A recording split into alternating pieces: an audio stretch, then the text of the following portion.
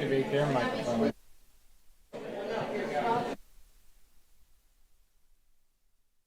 As staff, you're going to have to do that. Because we can't slide it across the table.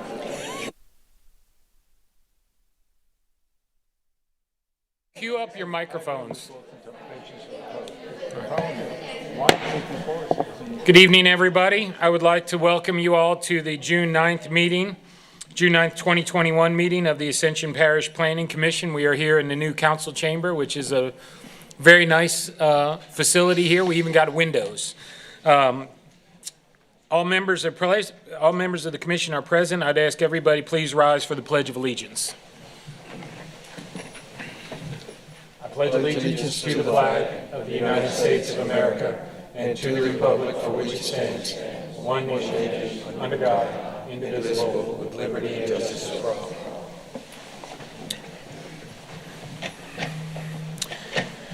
All right, item number 4 is staff introductions. Stacy Webb, Recording Secretary for the Planning Commission.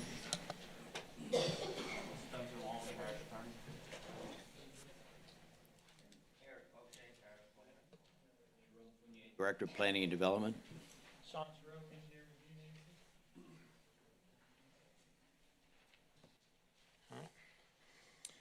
Item number 5 is the chair's comments. The chairman has no comments tonight. Item number 6 is a public comment on any agenda item.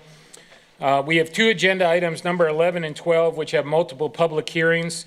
But if you're here to speak on anything that is not scheduled for a public hearing, now is the time to speak on any other agenda item. Ms. Stacy, do we have any such agenda items? No. All right, we will move on. Item number 7 is staff report. Can you ask to turn on your mic? Can you just clarify which items are not getting a public hearing? Because I think there are people who can speak on at least 1 or 2 of those. Hold on. All right, say that again. The items that are not scheduled for public hearing, can you just clarify? Item scheduled for public hearing, item number 11, public hearing to approve or deny the following family partitions. There are 6 of those. Item number 12 is a public hearing to approve or deny. There's 4 preliminary plats, but 1 has been removed, so there's 3. Every other item is not scheduled for a public hearing, including Riverton and Windermere Crossing, which is old business. Ms. Stacy, do we have any on either one of those 2? Yes, I'm sorry. Okay. Okay. Well, we'll go to the staff report, and then we'll come back to that on those non-public items. No, ma'am. All right. Mr. Poshin. Thank you, Mr. Chairman. In front of you, Commissioners, you have the typical staff report. All changes are noted with asterisk. By them, 2 items of note are DeLon Estates has reapplied, formerly known as Antebellum Point, for preliminary plat, which will come before you next month. And Windermere Crossing is here. As you'll see, I think it's the last item on the agenda, asking for an extension for the submittal of their construction documents, because that original approval in 6 months will be next month. Other than that, if anyone has any questions, I'd be happy to answer them. Any questions? Ms. Stacy, how you doing on, is it just Windermere? Or is there comments on both Windermere and Riverton? All right. Well, if everybody's good, we'll take up those when those 2 items come up, if you're all good with that. Can I get a motion to amend the public comment on those 2 things to the old business? Yes. Motion by Ms. Hutchins, second by Mr. Furman. Any objections? All right, we'll move the public comment on those 2 items till that time period. All right, number 9 is a motion to approve or deny the minutes and written decisions of the May 12th, 2021 Planning Commission. Do I have a motion? By Mr. Dumas, second by Mr. Chasson. Any objection? Hearing none, motion carries. Item number 10 is the consent agenda. 10A is the affidavit of mortgage declaration by James G. and Renee Bourgeois, lots B2A, 13121 Sellis Point Road in Santamall, Item number 10B is a affidavit of mortgage declaration for Calvin and B.B. Landry Jr., lot at 45384 North Highway 936 in Santamar. And 10C is an affidavit of mortgage declaration for Nikki Noel Landry, lot 45368 North Highway 936 in Santamar. Do I have a motion on the consent agenda? Motion by Mr. Chess and second by Mr. Furman. Any objections? Hearing none, motion carries. All right, item number 11 is a public hearing to approve or deny the following family partition. The Zachary King property, lots A2, A1, or A2, A2, A1, and A2, A2, A2, BM Aguilard and Associates. Yes, sir.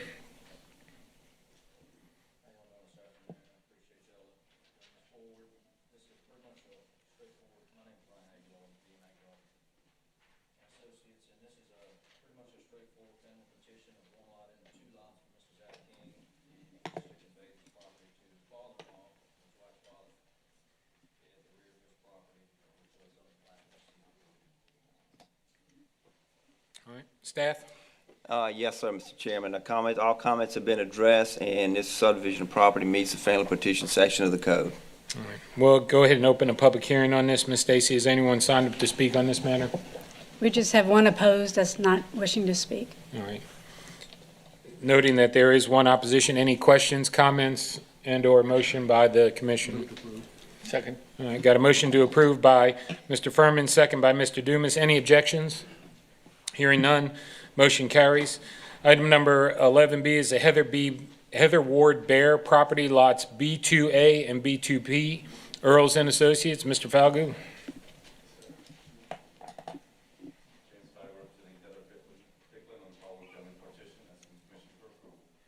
Staff? Yes, sir. All comments have been addressed, and the subdivision does meet the family partition section of the code. All right, we'll open a public hearing on this. Has anyone signed up to speak on this, Ms. Stacy? Close the public hearing. Any questions, comments, and our motion? Motion to approve by Ms. Hutchins, second by Mr. Dumas. Any objections? Hearing none, the motion carries. Item number 11C is the Jeanette Bortner property, lots 3A1 and 3A2. Mr. Falgout, Earls and Associates. Yes, representing Mr. Larry Joyner on the following family partition, asking the commission for approval. Staff? All comments have been addressed, and the subdivision meets the code section. All right. We'll open a public hearing on this. Ms. Stacy, anyone signed up? Yes, we do not wish to speak. Was it in favor or against? Against. Against, all right. How many? One. One against, all right. Any questions, comments, and/or motion? Motion to approve by Ms. Hutchins. Second by Mr. Dumas. All in favor, or any objection? Hearing none, motion carries.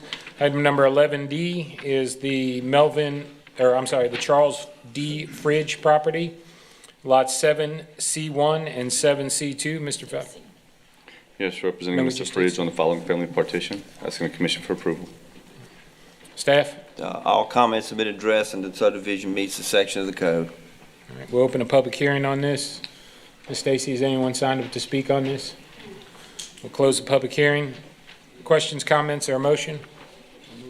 Motion to approve by Mr. Furman, second by Mr. Duman. Any objections? Hearing none, motion carries.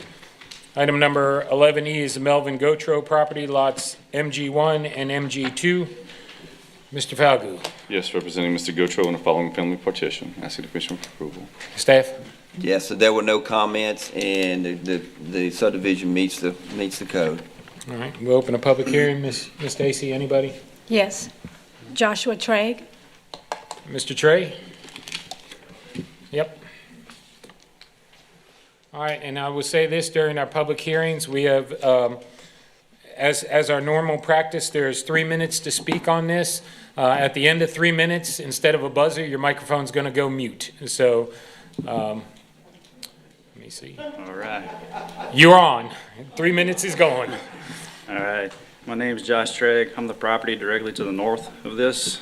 Everything on those three properties on Mill Lane all drain to our property just north of this. They're proposed a 8-foot wide ditch to the north. That'll drain straight to the south side of Mill Lane. Mill Lane has two 6-inch culverts that go below it and go straight to our property. The ditches that are supposed to flow out to 44 or to the back side of Mel Lane, they don't drain anymore. So we're very concerned about them partitioning this and building 2 lots on it and flooding our property more than it already does. That's pretty much all I have to say about that. I need more direction on where this 8-foot wide ditch is gonna go, what they're gonna do with the culverts that are underneath Mel Lane that drain onto my property, before they go ahead with that. I guess I didn't need 3 minutes. All right, Mr. Falco, you want to address those concerns? Well, let me ask you, Ms. Stacy, has anyone else signed up to speak? Okay, we'll close the public hearing on that.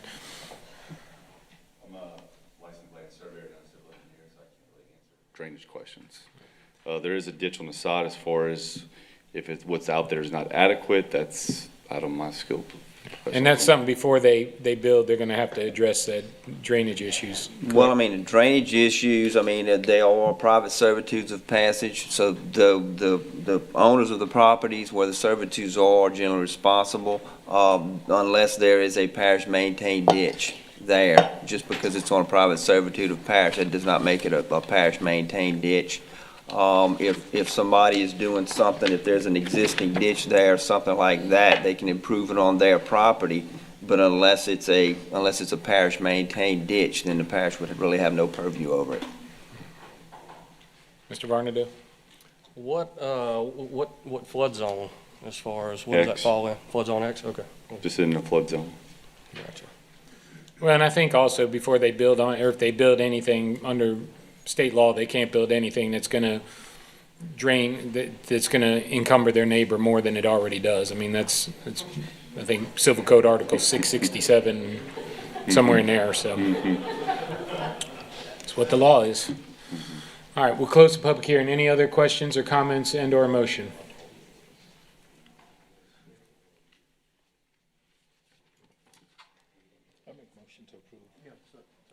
We got a motion to approve by Mr. Dumas, second by Mr. Furman. All in favor? Aye. Any in opposition? Hearing none, the motion passes. All right, and the final family partition is the Kenneth Landry property, lots A2, B1, and A2, B2. Mr. Falgo. Yes, representing the Landry family on the following partition, asking the commission for approval. All right. Staff? We'll go ahead and open a public hearing on this. Ms. Stacy, has anyone signed up to speak on this? All right, we'll close the public hearing. Any questions, comments, and/or motion? Motion to approve by Mr. Chasson, second by Ms. Hutchins. Any objection? Hearing none, the motion passes. Thank you. All right.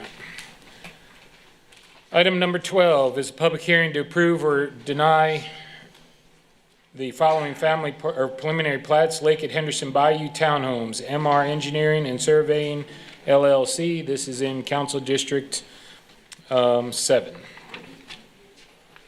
Yes, sir.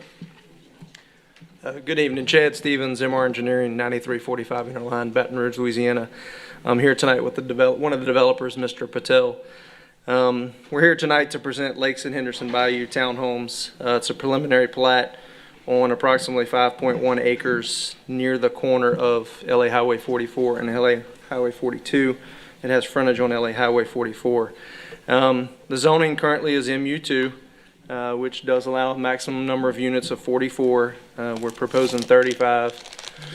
This site did come before you last year in September of 2020 as a condo development. I think it was 4.6 or 4.7 acres at that time. The Planning Commission did make a recommendation of approval. It got to the council and got denied at the council on the rezoning. Again, townhomes are a permitted use in MU2. Traffic, we're a traffic threshold study, so we were under 40 trips. We just basically had to do a site distance analysis and a trip generation, which we provided. The drainage impact ordinance, there was a previous study that was pretty thorough, had a HECRAS model, those kind of things that studied Henderson Bayou. We supplemented that study with our own calculations based on our current layout. We are installing a large crossing underneath our main drive to get Henderson Bayou under our proposed entrance. So we have complied fully with the drainage ordinance. The sewer, we are proposing a sewer treatment plant there near the cell tower easement that will be dedicated to the parish as required. We'll have a gravity system that ties to that, and that would be dedicated to the parish at the appropriate time.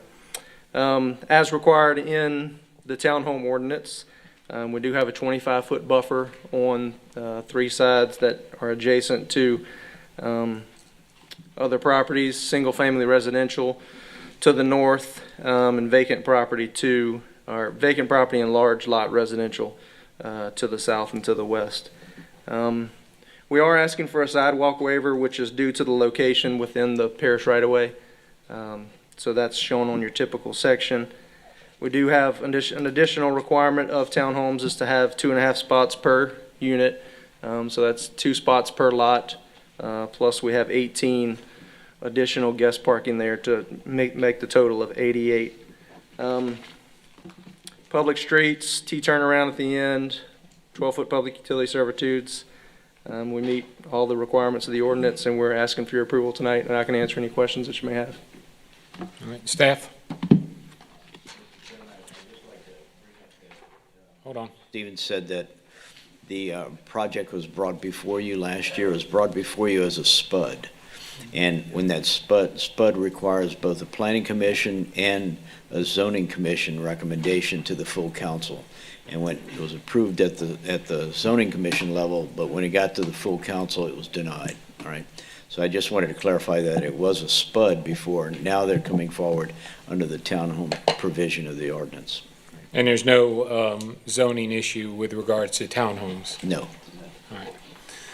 We'll go ahead and open a public hearing on this. Ms. Stacy, do you have any people Yes. want to speak on that? W.F. Carter. Mr. Carter? The problem I have with this proposal, after looking at the plot plans, drainage. Henderson Bayou in itself is problematic to begin with. The slightest amount of debris or anything that's put into there will cause the Henderson Bayou to back up. It backs up into the back of Pin Oak, Misty Oak Court. 2 houses have been flooded in there, and that was because there was a unapproved culvert put in some time back. In about 4 or 5 years, I got with a guy by the name of Alan Allred with the Public Service Works, and he brought people out there and they pulled it up, and it's still laying there, as a matter of fact, on the property that is wanting to be developed. Second of all, the drainage going under Misty Oak Court has a cross section of about 3,150 square inches, and what I can the detail I can read from the plot plan is it's about 2,700 square inches cross section. That's 15% less, and that equals blockage. I go down and people go down and we pull stuff out of that bayou as it is, and as long as the parish keeps cutting it and treating it, it works okay. And as long as we go down and pick up the plywood and the 4x6s and whatever they decide to throw in and logs, it flows okay. This last rain we had, I'm on lot number 8, which is midway down, and it got up almost to my patio. So I am against this from the standpoint of what I see in the drainage. It has not been addressed very well, in my opinion. Also, I'm concerned about the traffic and what are the residence requirements. So that's my 3 minutes. Okay? Thank you, sir. Anyone else? Lynn Whitmere. Ms. Whitmere?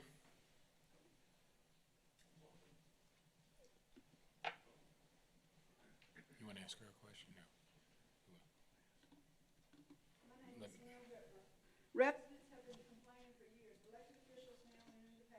Listen to the majority of the residents. Now look at the problems that there is nowhere for water to drain with all the subdivisions, condos, townhomes, yes, schools caused by overdevelopment.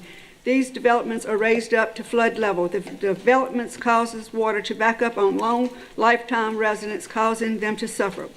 We lost our home in 2016. Not to mention all the new developments adds more traffic on already unsafe roads.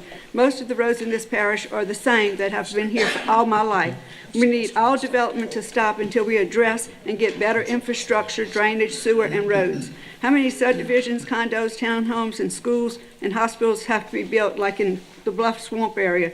Look at the problem that we're having. The drainage problems did not happen overnight, and it's going to take some time to look at the best way to solve the problem.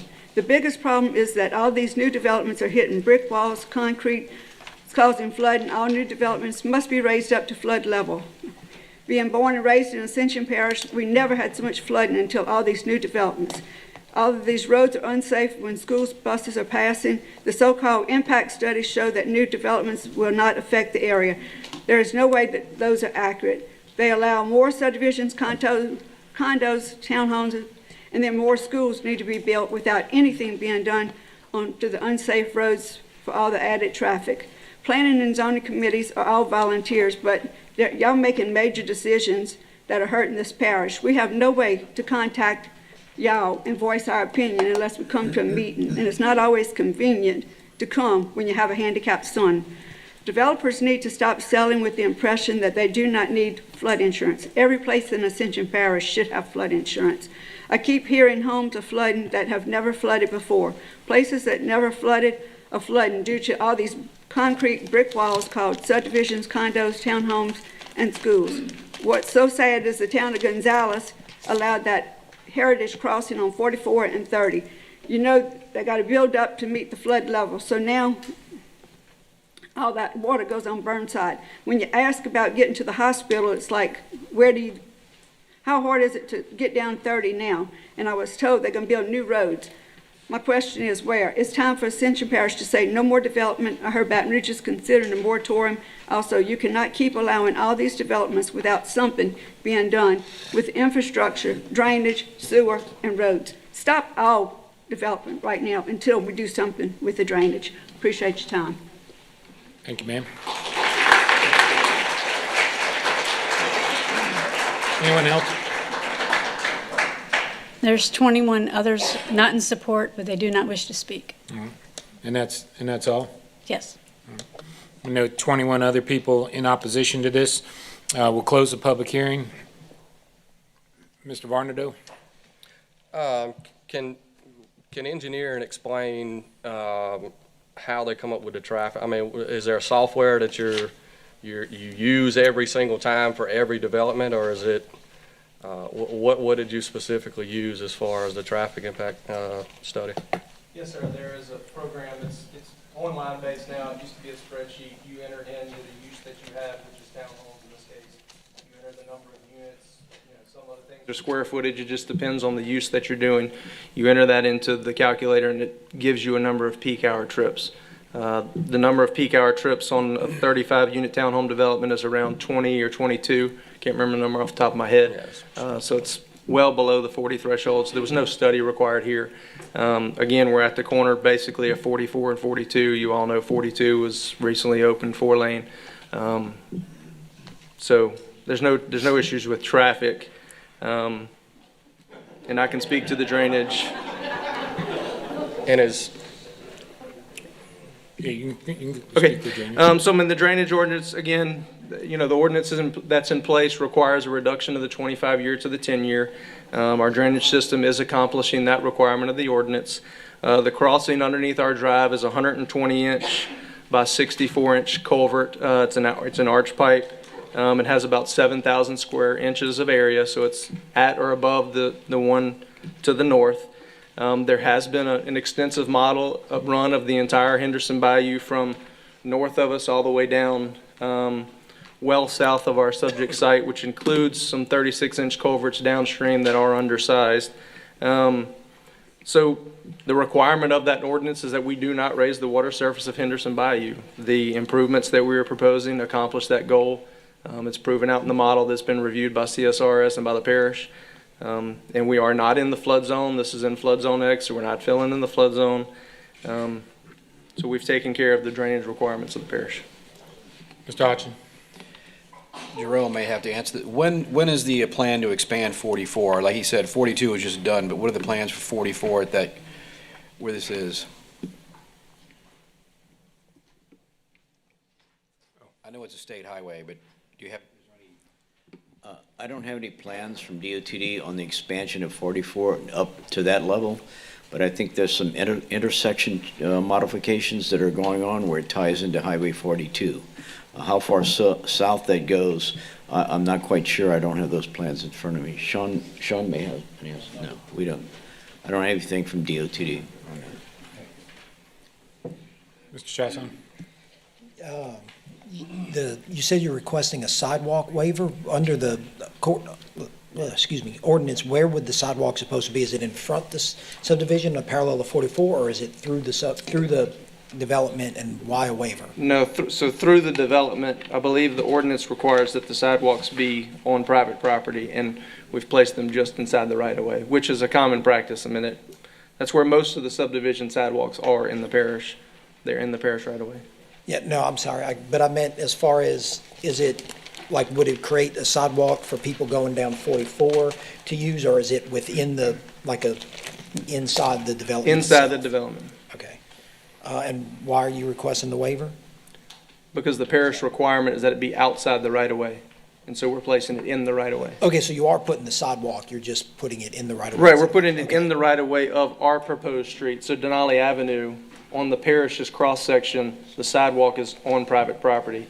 However, we're wanting to place it in the right-of-way, and that requires a waiver. So we are building the sidewalk on both sides of the street. It's just the location of it within the right-of-way is the issue. Okay. And where's the parking at? So when you come in Denali, you pass units 1 through 9, and the road curves to the left. You have 6 spots there on the right, just past Henderson Bayou, and then you have 12 spots on the left. So you have 18 spots for 35 units? No, you have 2 per, so you have a garage. So you have 2 spots per unit on the Plus lot, 18. and then you have 18 in addition in the center. That's what I was trying to figure out. So you have 88, there's 88 total parking spots. Okay. Mr. Varnado? I'd like to ask engineer and Sean, for the traffic studies or what you guys did, is it typically used on the same, from one engineering firm to the next? Is it a standard that they use as far as what software they use? Does each company use a different software each time, depending on what study it is, or depending on the size of the subdivision? How does that specifically, what's the methodology with that? So for this particular project, there's no required analysis or tool, because the threshold one, the study that they required was just to tell you how many trips are generated for the parish to collect that information in the event they want to do a big master-wide traffic study or for some other particular reasons. So they are required, every firm, to use an industry standard trip generation form. It's actually written in the traffic impact policy what it is. It's the latest edition. So not everyone's coming up with their own version of how many trips are coming from this development. It's every firm's required to go to the same exact location for consistency, and that's the form that they use. It says this type of development produces an average of 20 peak hour trips. So they follow, the standard requirement and tools that are necessary for this type of an analysis.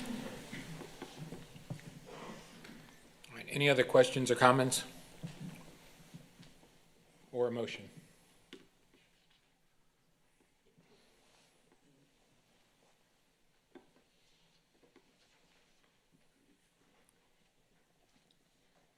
The condo was the same size, correct?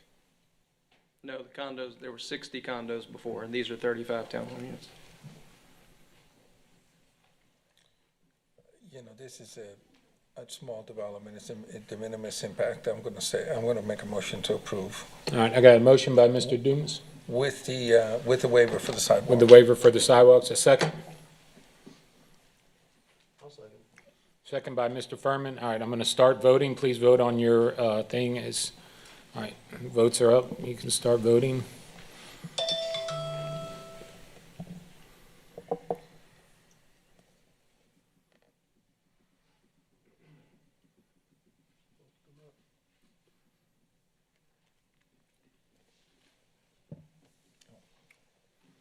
It looks like all the votes are in. And I count 4 against and 3 in favor, so the motion for the Lake at Henderson Bayou townhomes fails. Can we get a reason for the denials? Yeah, we'll go by, and if everybody can request to speak, I'll go down the line if you hit your buttons to request to speak, so that you have to give a reason for your vote. My concern. Hold on, wait till everybody's up. All right, Mr. Hodgson, you're up. My concern is the flooding in the area is increasing, and I think it's going to continue to flood, and that's my primary reason. You're adding more flooding to the area. All right, Mr. Furman. No, I think it's a good project. It's not a flood zone that's had problems before, and it's a small impact on that area. Traffic-wise. Mr. Dumas. I voted yes. I don't have a reason to deny it. Ms. Hutchins. You know, 10 small impacts end up making a big impact. Everybody comes in and says, oh, it's a small impact, but then it's not, because they all together make a big impact. And I think, you know, the purpose of the master plan was to benefit the parish and benefit the residents, and maybe they didn't see how fast this parish was going to grow and how big it was going to grow. And even though we are charged with following that, we're also charged with doing what's best for the parish. And I just can't, in good conscience, I think it's irresponsible to keep letting our residents flood over and over and over.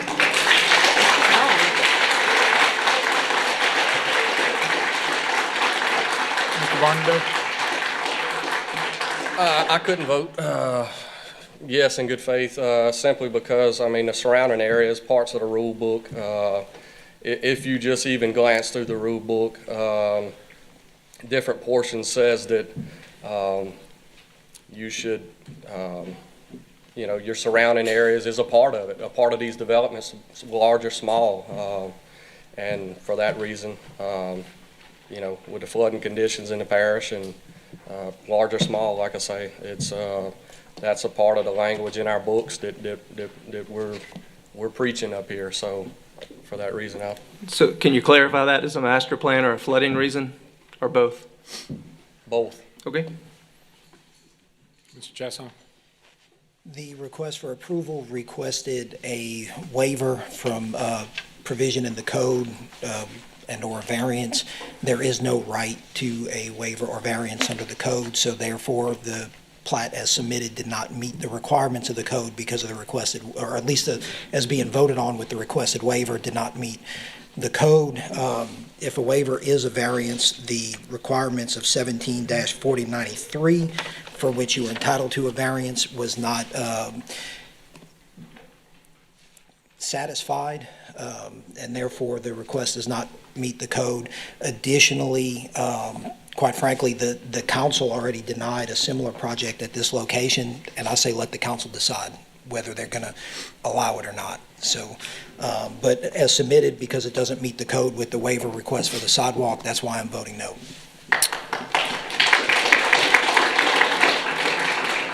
Thank you for your time. And I'm going to, well, I didn't get to speak, so I'll speak now.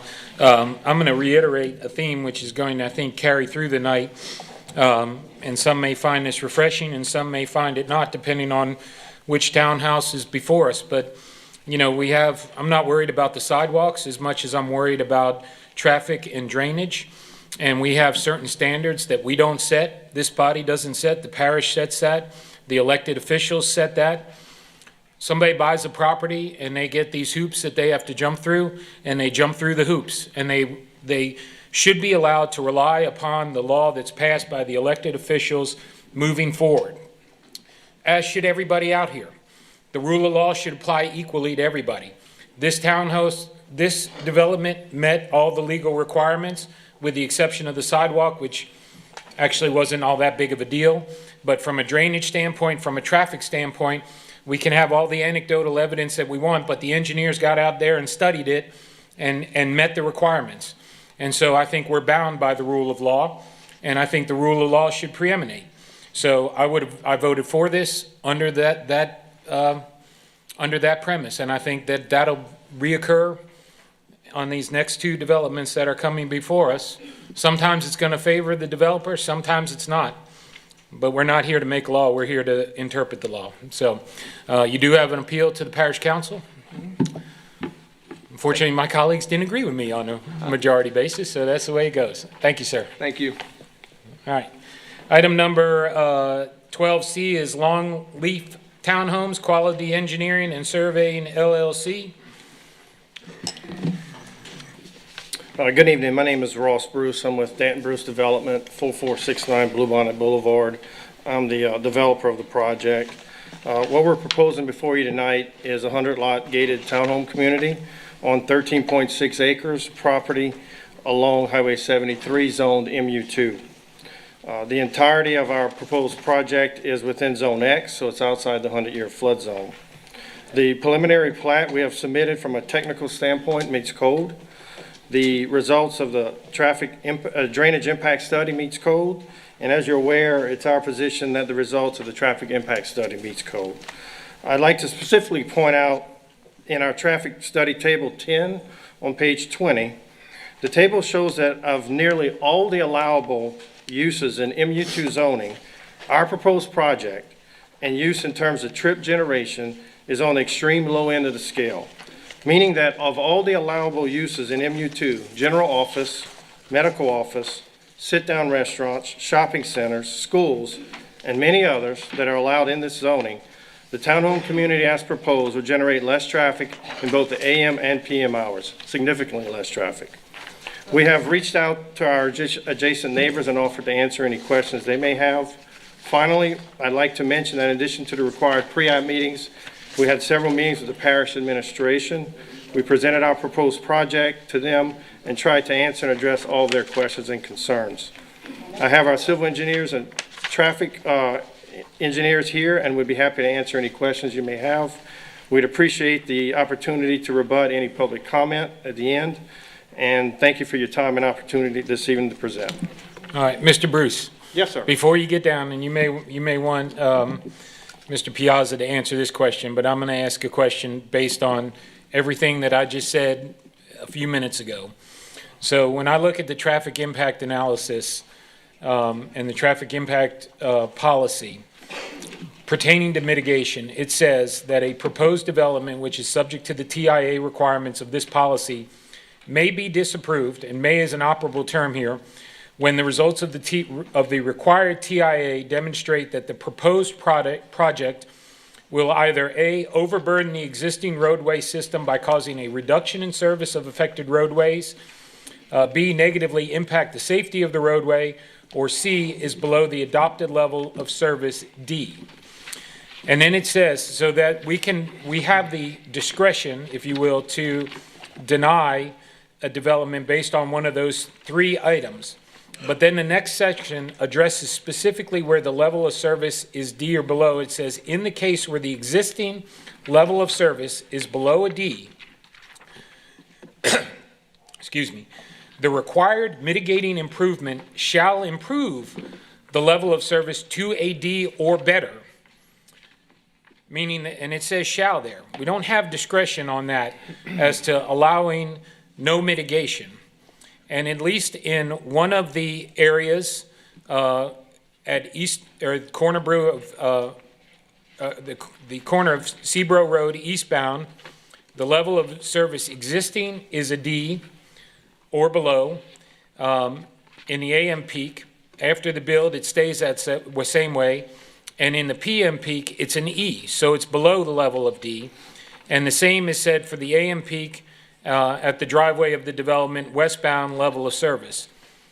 So my question to you is, and I just preached a second ago how developers should be able to rely on the rule of law. The traffic impact analysis study is something that we have to go by. It has the same force of law. I'm going to ask the same question in a different context, because I know this is what everybody who is here to speak about this saying, it doesn't meet code here with these level of service at these particular ones. And I make candidly, I don't think you can improve it to better than D right now. And so we can debate the wisdom of the law, but I'm not going to debate that tonight because that's not our purview. So how do I get around that if you want our approval of this development? Yes, sir. It's our position that the traffic policy specifically says that we are required to look at the overall level of service of intersections. Nowhere in the traffic policy does it say roadway section. That's our position, and I think it's very clear in the traffic policy. In fact, this very commission has approved a project in January that had a roadway section at level V, and it was approved, subdivision.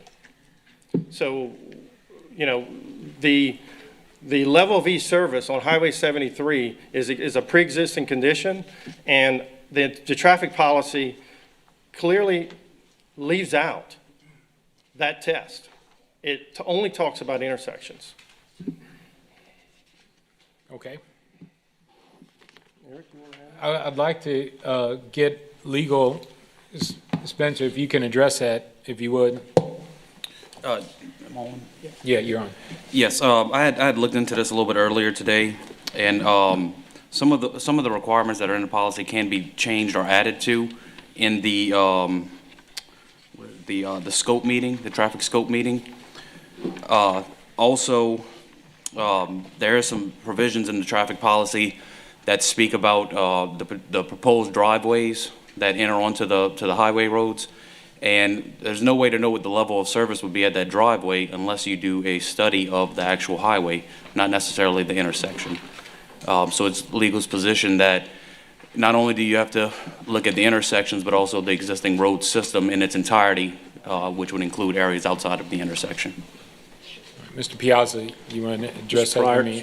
Make sure your mic's on. Hold on for a second. So, okay, you're on. Unfortunately, this is going to get a little bit technical, so bear with me. I know traffic impact is a little bit boring, but I'm going to try to walk you through what we read the traffic policy, our read and interpretation of it is. So I'm reading directly from the policy. The policy establishes requirements for studies that provide information on traffic projected to be generated for all proposed developments. It applies to everything. The traffic impact policies are a standard method utilized by all levels of government to address the contribution to traffic congestion by new or expanded development. It says the parish DPD should be contacted prior to new development applications to determine the level of traffic impact analysis required. The scope of the traffic impact study, required format, required supporting documentation will be determined at the traffic scoping meeting. In our case, at the traffic scoping meeting, it was determined that threshold 2 was the standard that would have to be met and the studies that would have to be provided. And at that meeting, so from there, the traffic impact analysis is conducted and turned into the parish. If you continue to read, it says the traffic impact analysis study shall be prepared in the following format. Traffic data shall be collected and conducted at study area intersections during peak hours and dates approved by DPD. Capacity analysis provide an indication of how well the study area intersections serve existing and future traffic demands. For existing and future conditions, it says level of service at all study intersections, inclusive of site access locations, shall be calculated and signalized and unsignalized intersections using procedures contained in the Highway Capacity Manual. And then it specifically says an overall LOSD shall be acceptable. Now, understand that there is some question of whether or not the parish or the Department of Development has the right at that traffic scope meeting to require additional items. It's our belief that that's not possible. If you have a development code that sets a standard for all developments that everyone has to meet, I don't think there's any way that you can interpret that to say that when you go to that meeting, that the Department of Development can say, you have to meet this standard that everyone has to meet because that's by code. And by the way, in addition, we've decided unilaterally, arbitrarily, to require these additional things, but it only applies to your project. It doesn't apply to every project. We believe that doesn't make any sense. I don't see how that's a possible interpretation of the code. If that's the case, you have a code that's completely subjective, and that can't possibly be right. That puts a burden on you to make a decision that's not set based on some set of rules like you talked about. The other thing that I wanted to mention is that, Mr. Pryor, what you mentioned and what you read a second ago, you said a proposed development, I'm reading again, which is subject to the TIA requirements of this policy may be disapproved when the results of the required TIA demonstrate that the proposed project will overburden the existing roadway. This proposed project is not going to overburden the roadway. We don't have any disagreement that right now the roadway could use improvement, but it has nothing to do with this specific project. But if you go down, I agree with you, that's what it says, but it's all separated by commas, and then the last sentence, or the last part of the sentence, or is below the adopted level of service D. And it says in that case, where the existing level of service is below a D, the required mitigating improvements shall improve the LOS to a D or better. And so you have at least one intersection or one driveway or one area here which is below a level of D. But it's not the overall level of service is a D. And I think once again, that's a very technical argument that I'm happy to get our traffic engineer to come up and explain. But if you read Section 8 of the policy, it talks about the fact that you have to come up with this overall, it says, an overall LOSD shall be considered acceptable. This is a C or a D. It's the overall level, not the individual levels that make it up. That's consistent with what you've interpreted in the past, and it's consistent with what we've given you as part of the traffic study.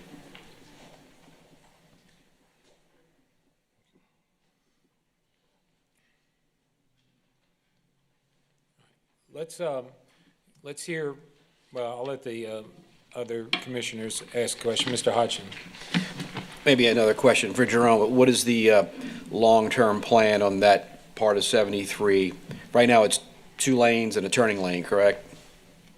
Yes, it's 2 lanes and a center turn. Right.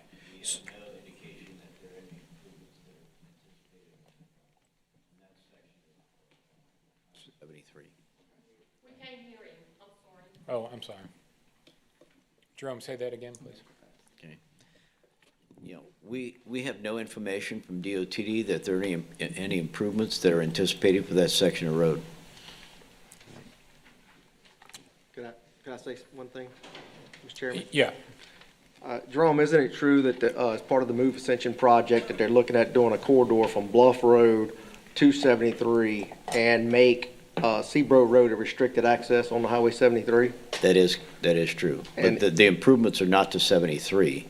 They're through a connecting road that would connect 73 to Bluff Road. Correct, but with that, aren't they restricting the Seabrook Road turn movements in order? Yes. Okay. Once that road would open, DOTD has told us that they would make Seabrook right in, right out. And they would remove the traffic signal currently at Seabrook. Also, as part of the bond from Ascension Parish School Boards that just went out, aren't they improving the rear access into Dutchtown High School in order to help pull traffic from 73 when it deals with Dutchtown High School? That is true. They're looking at a connection, I think it's Cary Road, that goes from Highway 74 north to the back entrance to Dutchtown High School. All right, well, hold on. We'll open a public hearing in just a minute. Even though 73 itself is not slated right now, there are improvements being made in the area for the traffic network in order to pull traffic from 73. That's all I want to make sure. Mr. Chesson. I mean, I don't want to throw the whole meeting out of whack. If you want us to do our comments after they do the public. Yeah, I mean, that's fine. I just asking a question to get get it in. okay. I'm good either way. I do have questions, but I'm fine letting everybody do their speaking. All right, let's, the next step would be to go to staff. Mr. Boccia. Yes, sir, Mr. Chairman. The plat itself, as far as the plat notes, everything, all of that is according to code. If you have any specific questions as far as the drainage of traffic and as far as the analysis, Mr. Sherrill would be able to answer those questions. We'll go ahead and open a public hearing on this. Ms. Stacy. Teresa Robert. Hi, thanks a lot for letting me speak a moment. My mother lives in that area. I grew up in that area, and I think that one of the things from all the comments that y'all have made, and I'm very encouraged tonight to see this planning commission taking your job very seriously, is that we do have a huge problem there. We're gridlocked in traffic often. As Mr. Jerome said, there are no plans to better that. We have Bluff Road and many other areas flooding. Y'all spoke about the engineers earlier. I'm not sure if it was Matt or whomever, but anyway, for decades, I've been following these meetings, and for decades, these engineers have been coming up front and telling us we've got it solved. You need to permit these things, and y'all followed them, and look where we are today.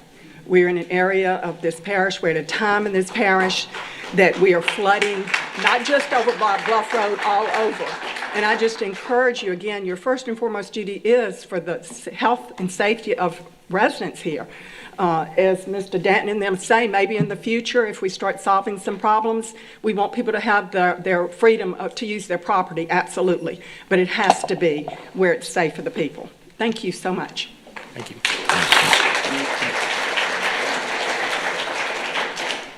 Lauren McGrew. Lauren McGrew. Oh.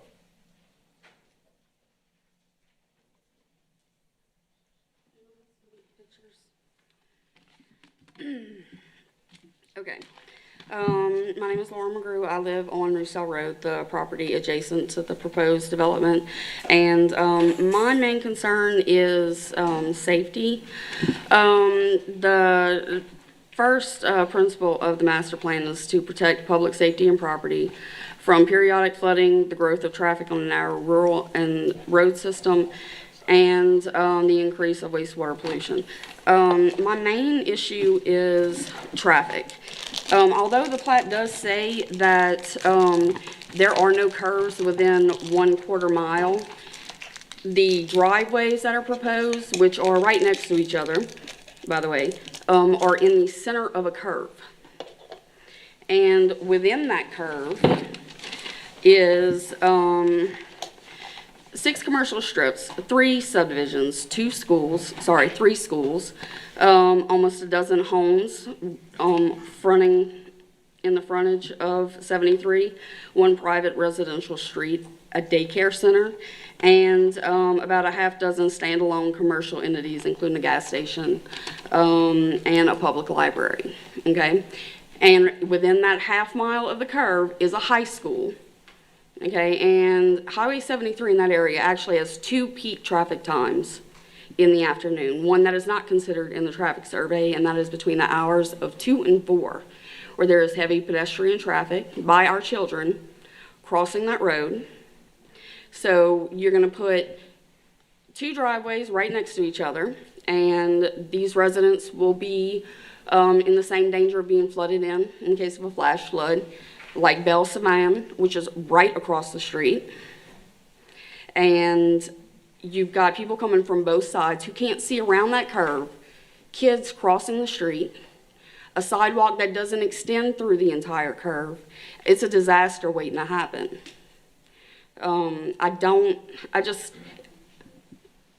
Yeah, we are upset, but we're not opposed to development. We aren't. I mean, we appreciate the convenience of having a grocery store close by, whereas we used to have to drive 10 minutes.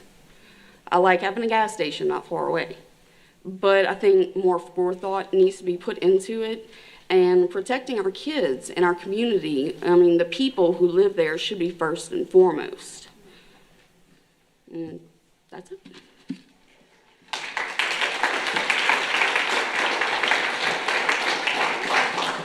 Chris Oob.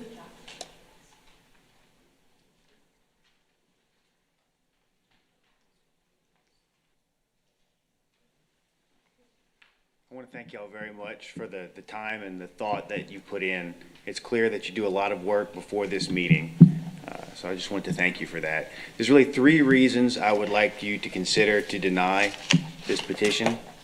The traffic is one, you'll hear that before. I find it very comical that in their traffic study, they say traffic has decreased in the area since 2014. So that seems a little odd. Also, right across the street is Belle Savan, and it has only a single entrance and exit, right? There's not 2, there's only 1. And so we're gonna put another population center right across the street where in this last flooding, we couldn't get out. We were stuck in there. Also, there's been a lot of development in this area.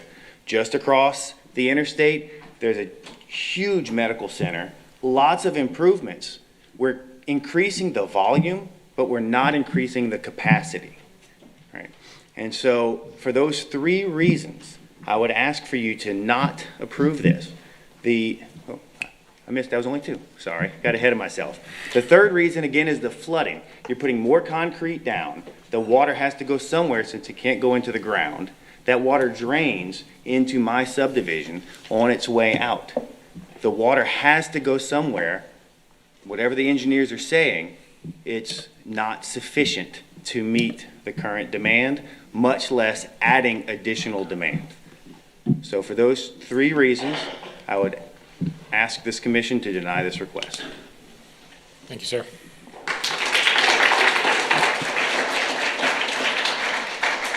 Rhonda McGrew.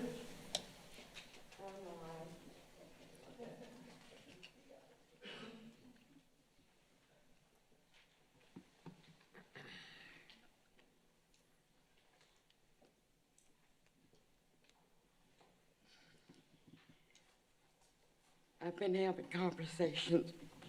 I can't.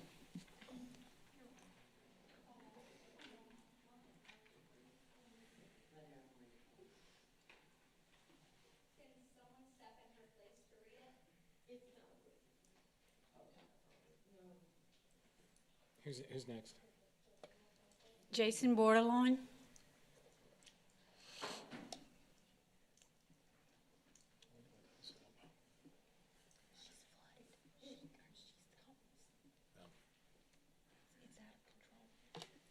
Thank you for your time.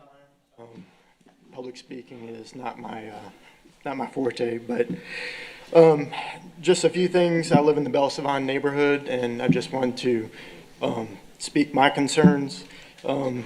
Sidewalks, I'll start with that. Mr. Pryor, you said that, that wasn't a big issue. Our children walk on the side of the road to Dutchtown High School every morning. Cars, I would say flying by, but they're creeping at 2 miles an hour because the traffic's so bad.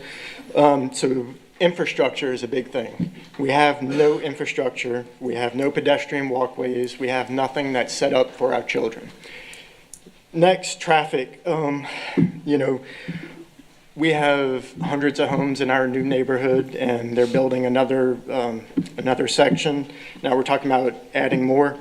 So, the traffic study was done right now, or however long ago it was done. But what about when our teenagers are driving in a year or 2? I have a 14-year-old son. He's going to be driving in a year and a half. You're going to add another 50 drivers going to the high school and things like that. So, what you're looking at right now is not what's going to be happening in the future. We need to plan for the future, not what's going on right now. Another 100 homes, and then if this gets approved, then the Belle Savan townhomes will get approved too, and it's just going to be a nightmare for everybody.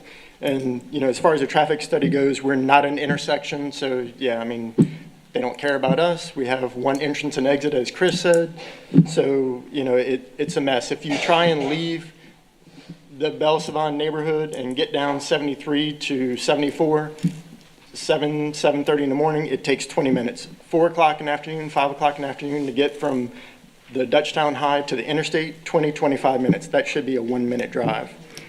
And as far as lack of, or drainage, there's a significant lack of drainage. This was a cow pasture before, now there's a lot of concrete.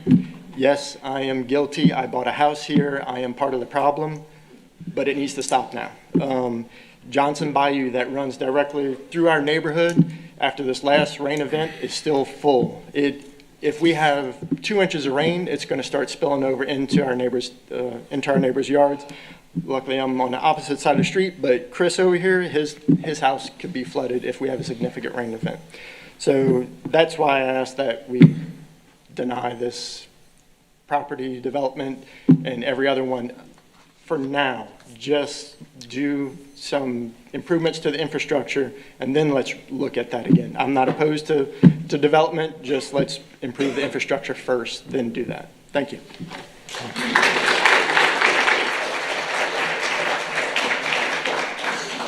Ronald Allen.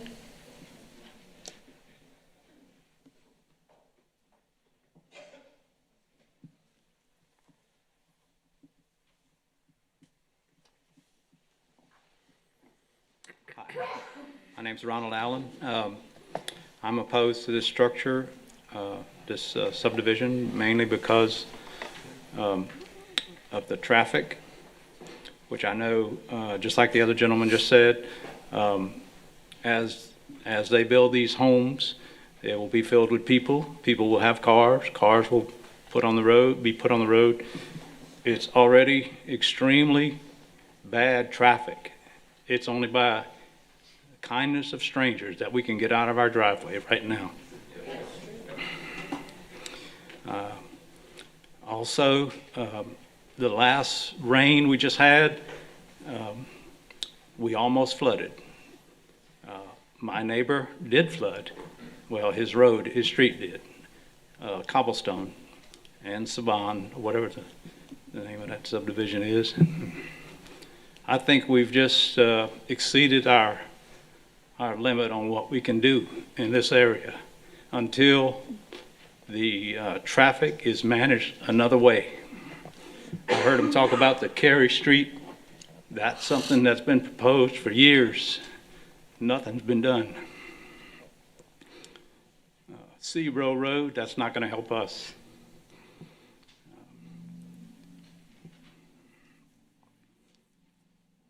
Just can't keep doing this. It's not right.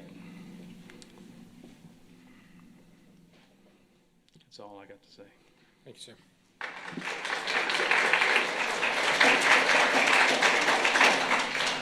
Matthew Boudreau. She's raising her hand because she wants to try again. Okay. Well, I'll let her come back. Good evening. Thank you for your time and thank you for what you do. My name is Matthew Boudreau. I'm a resident of Belle Savon and have lived there for just over a year. But I grew up on Ridge Road and old enough to ride our bikes to Seabrook to the mobile mart there on 73 when traffic wasn't what it is now. But back in the Dutchtown area to raise my family and glad to be there. It's a great place to live. I'll just read a quote from the parish chief engineer, Joey Turo, who told the council less than a year ago when they were looking at options to alleviate traffic. He simply said, "We need capacity improvements," and there have been none since then. The only thing that's been done is they've approved phase 3 for Belle Savon. You're looking at another 100 houses, 200 cars leaving Belle Savon on the Highway 73. Traffic's not my only concern. Of course, drainage is too. My parents' house on Ridge Road, they still live there, flooded again a couple weeks ago for the second time in 5 years. Growing up, I honestly cannot recall a time where there was water standing in their yard, and here they are out of their house once again. So just ask you to consider those who are watching this at home or somewhere else because they can't get home and could possibly see something like this get approved, and knowing that a development like this has an impact on traffic and drainage, and these people have lived there their whole life knowing that at any point they could flood again. Who knows? Could be months, could be next year. So I asked you we need to figure out a way to alleviate the traffic issues. Let's fix the drainage. Let's not make them worse. Respectfully ask you to deny this approval. Thank you. Ma'am, do you want to try again?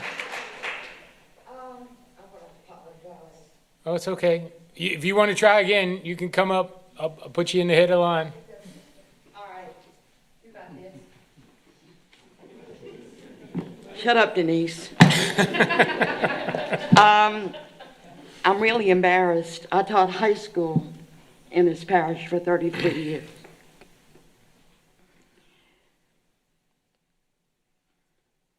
I can tell you, I have had a ringside seat to what has happened beginning.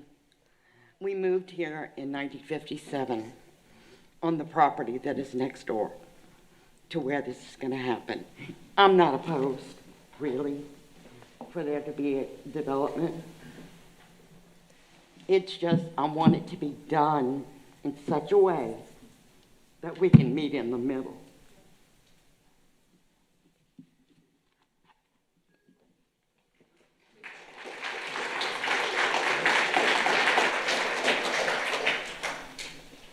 Tina Sargent.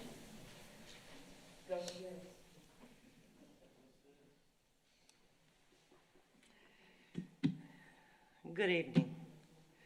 I'm not an engineer, a geologist, or a rocket scientist, but I am a lifelong affected and concerned citizen of this parish with what I consider a sufficient amount of common sense and enough understanding of simple physics to understand the impact and jeopardy that too much, too fast development has caused on the infrastructure of my beloved home. My name is Tina.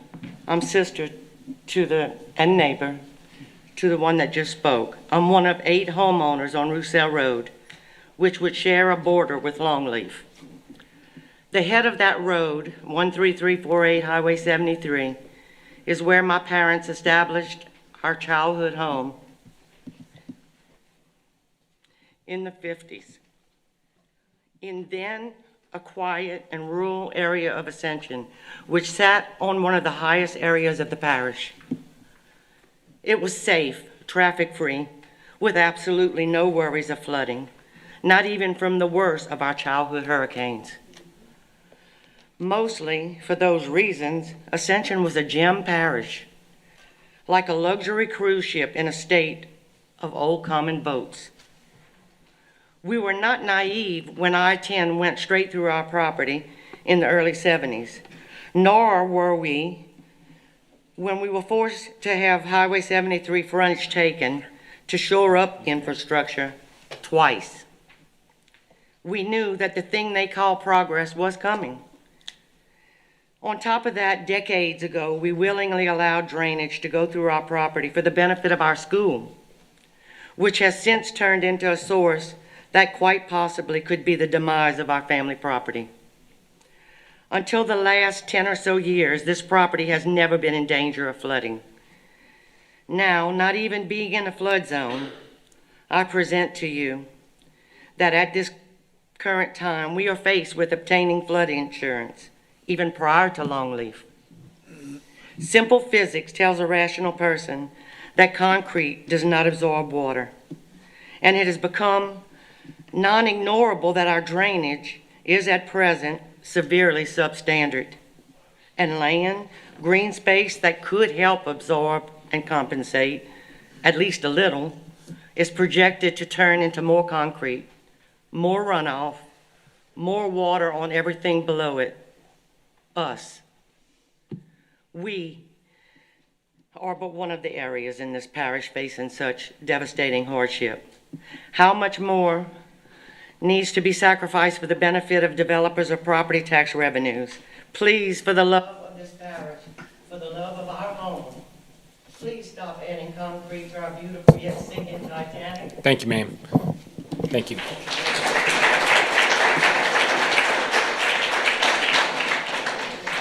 Kelly Couture.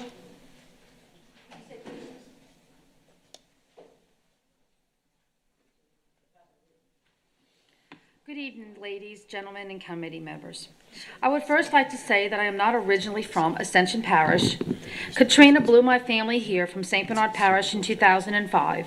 We have loved it here. It had all the good from my home parish, but none of the bad. We thought we had found a utopia, so to speak. We were wrong. It was still quite rural when we got here. We bought an older home off of Highway 73 in the heart of Dutchtown and poured time and money into renovating it. Quickly, new businesses and subdivisions began popping up haphazardly with no grand plan. Each new subdivision caused increased street flooding. Even in 2007, traffic was horrible when the schools let in and out. Fast forward to 2016. Fortunately, we did not flood. This past time, we did get a sliver of water in our laundry room and buckets of water in the mother-in-law apartment on our property. Belle Savon on 73 was a highly contested subdivision, which still got approved. One of the contingencies of approval was that a road would be built to access the subdivision from Bluff Road. That road to this day has not been built, but Belle Savon is building a third parcel with plans for a fourth. Before Belle Savon was built, Highway 73 did not flood, nor did it have to be closed in spots due to high water. This past rain event, it did. The proposed 100 townhomes Longleaf is proposed and right across the street from Belle Savon. If changes are proposed to roads, wait until those changes take place before building. Don't put the cart before the horse. Each home built generates approximately 2 more vehicles on the road. 100 townhomes equal 200 more cars in an area already congested with traffic at peak hours. Have you ever driven on Highway 73 when school is letting in around 7 a.m., when it is letting out around 3 p.m., when the plants are letting out in the evening and people are trying to get home from work? I challenge each and every one of you to do so before approving any more subdivisions in Dutchtown. I have a friend whose son used to leave his home in Prairie Oaks, which is about a mile from the school, at 6:15 in the morning to make it to school on time for 7:30. If he left any later, he would be tardy. This was at least 5 years ago. It's worse today. Then there is the financial aspect for our citizens. Our older people and existing homeowners are trapped. We can't sell our homes for what they should be worth if they have flooded because no one wants to buy a home that is prone to flooding. Our insurance rates increase with each claim. It is hurting our longtime residents financially and emotionally. All of these factors should and need be considered. I am here tonight to voice my strong opposition to item 12C Longleaf, and I plead with you to deny it until traffic and drainage issues can be resolved. Someone actually brought up about the students walking to school, and one of my big issues, and I have not been able to get it resolved, is we don't even have a crosswalk for these kids. We can do better for the people. We need to do better for the people of Ascension Parish. We need to do better for the future of our children. Thank you.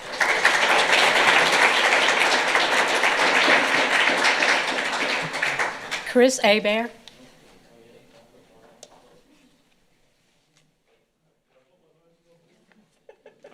You don't realize how bright these lights are. Like, I'm seeing spots all night long, but. And don't put the timer on yet, but whoever runs. I'll restart the building time maintenance for here you. will,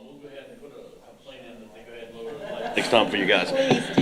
My name's Chris Abear. I'm not originally from Ascension Parish, but what attracted me to Ascension Parish originally has been fading away over the last 10, 11 years since I've been here. As a business owner and a former banker that's traveled and lived all over the country, I continue to ask government officials, and first of all, let me say thank you for you guys doing what you do, because I know this is a volunteer basis. You're not an elected official. But I've continued to ask elected officials throughout the Not elected or paid. Or paid, yeah, man. I was hoping at least they give you that Coke for free, man. No. But really, to look at the common sense approach to some of this stuff. So I hear you talking about the rule of law, and that's important and all. But as a person who lives in this neighborhood and affected by this, and I listen to ladies like this, is it Linda? I was close, but she's lived here her entire life.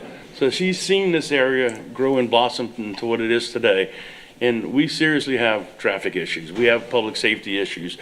If someone went to have a heart attack in our community of Cobblestone or Belle Savon, how, in the middle of peak hours, how is somebody going to even get there to render aid to them when you have traffic studies? I hear the guy from the development saying that he's reached out to all the neighborhoods.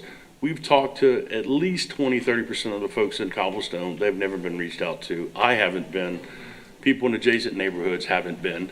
So we're not anti-development, but we're opposed to a development coming in and, basically slivering around through the ordinances that are in place today that ultimately allow them to build considering the conditions that we're in today. Thank you so much for your time.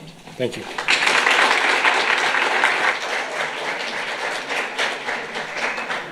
Nicole Wireman.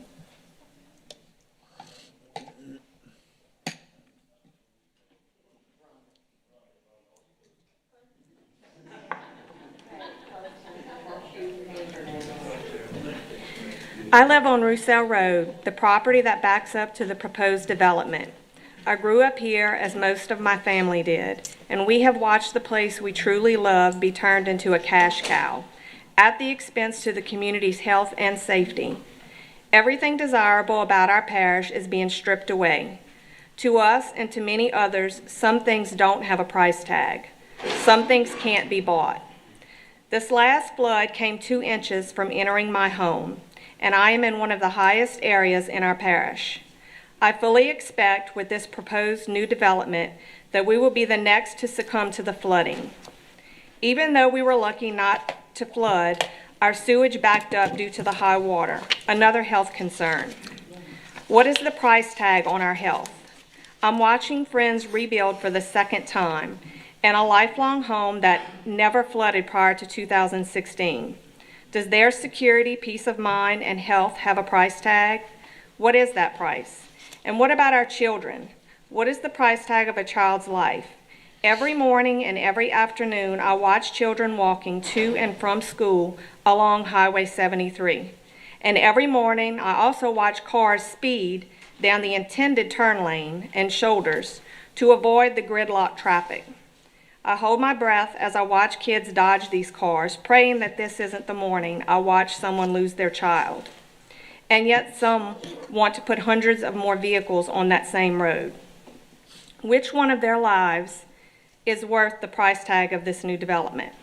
Not one single life is worth money in someone else's pocket. It is irresponsible to approve any more development until we can figure out how to fix the mess that has already been created. And shame on anyone that puts their own arrogance and greed over the health and safety of this community. Many have asked me why I'm speaking when minds have already been made up. And to them I say, we can't expect change unless we're willing to stand up for it. I hope this plea is not in vain, but if it is, I can say that I'm proud of each and every resident that has shown up to be the change that they want to see, because our community is worth fighting for.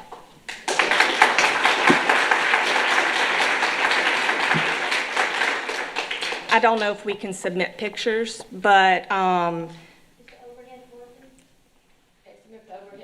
is the overhead working? It should be. Yeah. It is. I don't even. If you press the button right on the front of it, This? right near the lens, down below, I think it is.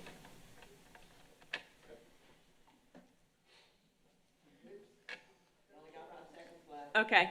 Well, what you'll see is my home with the water coming up to it. I'll give you a few seconds since there was a technical issue, but Okay. The supposed. hold on for a second. Let's get this.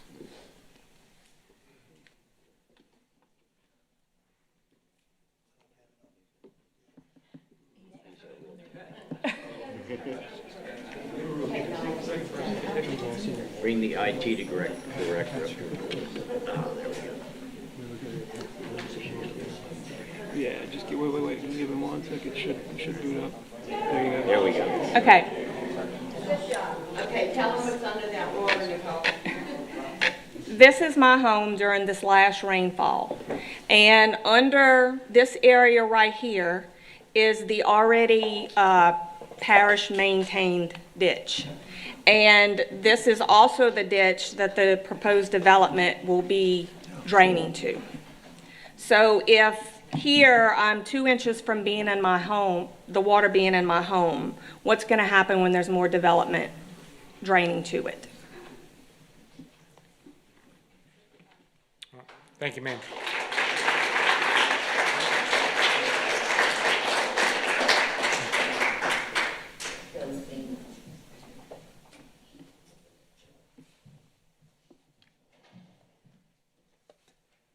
Eric Gulata.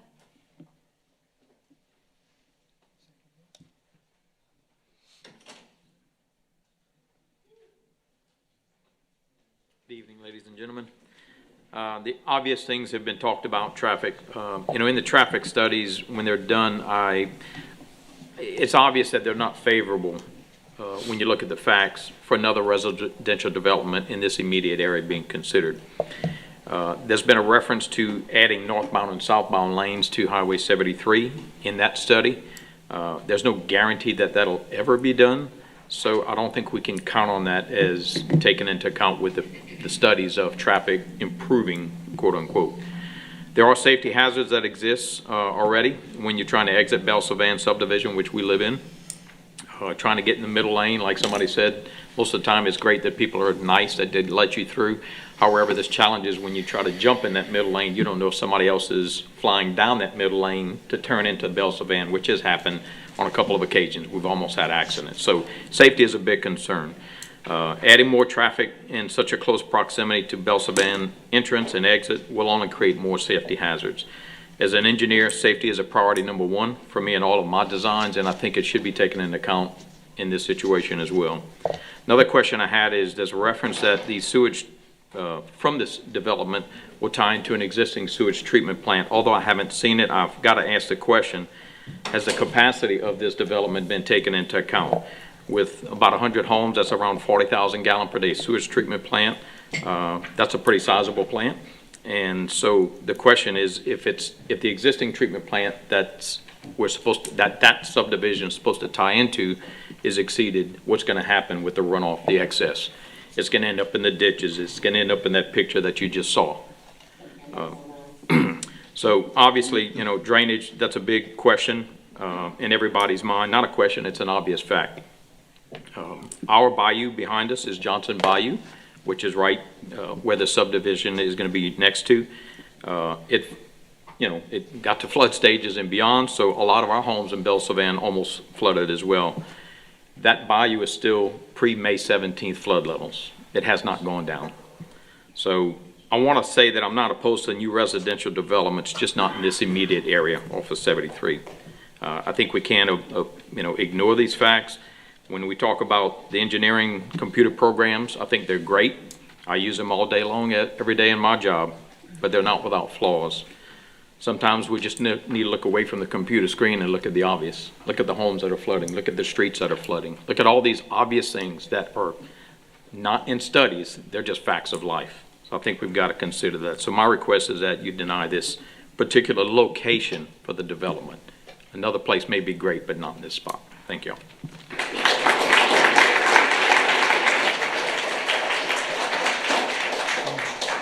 David Mujo.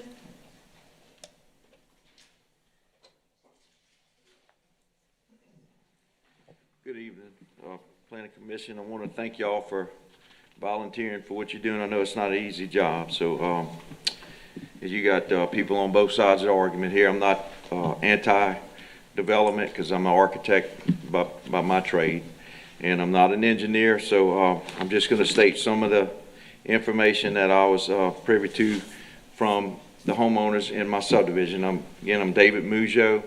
I'm currently the Cobblestone Park, our subdivision, the president of the HOA. I've been that for 2 years, and I've been on the board for 3 consecutive years. I've been living in the subdivision since 2002. And when I first moved in, for the first 10 years or 12 years, I never saw any street flooding.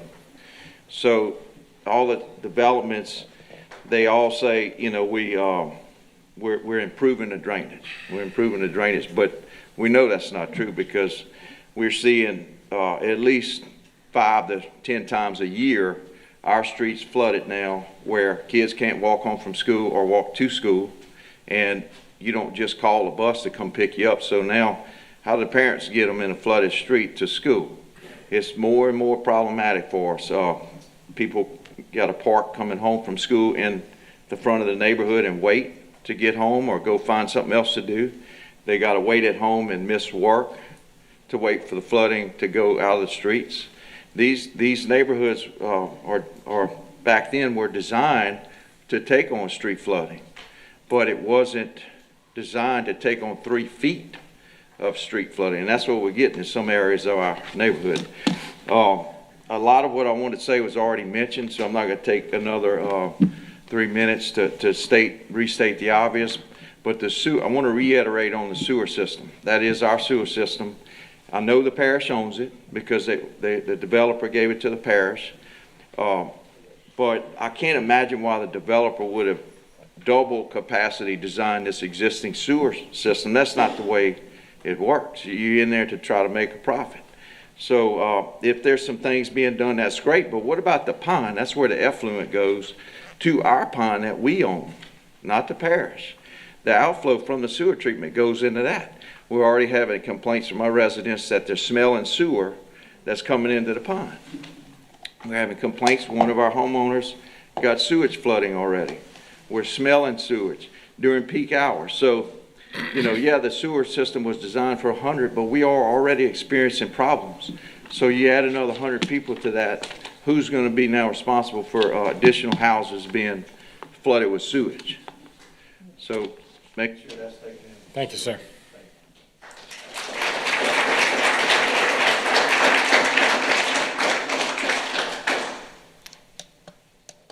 Lisa LaBeouf.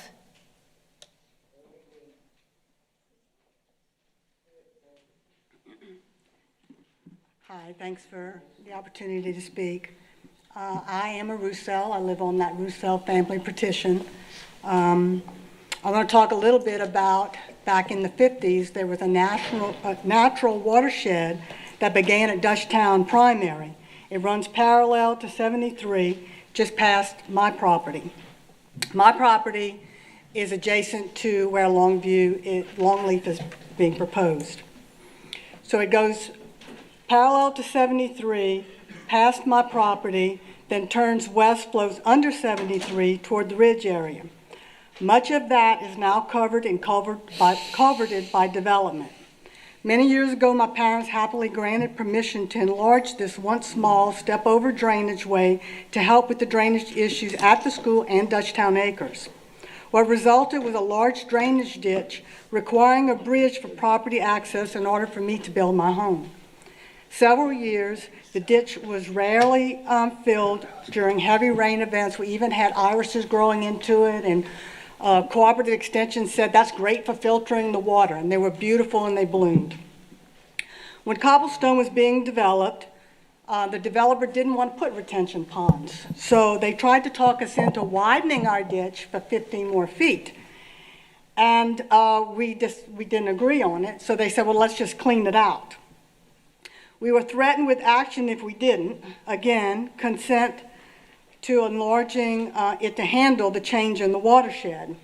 And we were left with an eroding ditch that is poorly maintained and treated by chemicals. I have a picture. How do I show you? I'll just leave it up here and wait till the end. Additionally, an overflow pond adjacent to this ditch was added to remediate drainage issues for the strip mall on 73 at the beginning of our property. The sewage treatment plant behind the mall and its overflow pond emits sewage odors that are unbearable at times on hot days. I have no doubt that Longleaf's more concrete and the watershed's going to get worse, and that we again are going to have to be encroached upon to widen this ditch and have to live with this next to us. When voicing my opposition to uncontrolled development in our parish, the response is that it's a little late to be upset about that, and that it's sad that the remaining property owners are unable to develop. I agree. It's sad that longtime residents find themselves in opposition to each other, that state and local representatives have been ineffective in managing infrastructure and development for many years, that development variances and contingencies are granted over and over again, and that residents like me have to live with these unsightly drainage ditches. Thank you, ma'am.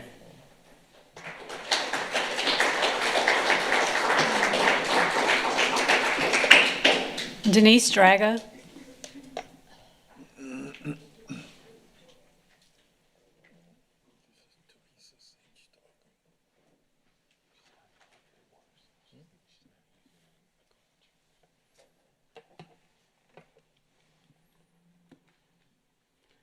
Since this is up already, I'll show you this. Oh, wait. How do you, oh, it's like that. This isn't the property, but this is what happens when you're in Zone X. The builders come in, and as you can see, the subdivision in the background, it's all green and beautiful, because they can add 3 feet of fill and, or mitigate it, or whatever they say, but water's gonna find the lowest point. And what's happening to Ascension Parish, they come in, they add this dirt, they're all high and dry, and the surrounding neighbors look like a swamp, or they have a lake for a yard. Good evening, my name is Denise Drago, and I live off of Highway 73. I'm here tonight to ask you to deny the proposal of the 100 Longleaf townhomes on 73. This proposed townhome did not meet our minimum traffic impact study of a LOS D or better. In looking at this proposal, I noticed Quality Engineering did not even offer any mitigation of the LOS of an E on this proposed townhomes. It is also stated, and I quote, observations in the field show more congestion than the results of the table. Anyone that drives 73 knows of the already daily bumper-to-bumper traffic in the morning on Highway 73 and 74 intersections to the Duplessis White Road and 73 intersection. In the evening, it's the same from the intersection of Cornerview and 73 all the way to the intersection of Airline and 73. We travel daily in this horrible traffic. Sean Giroux of CSRS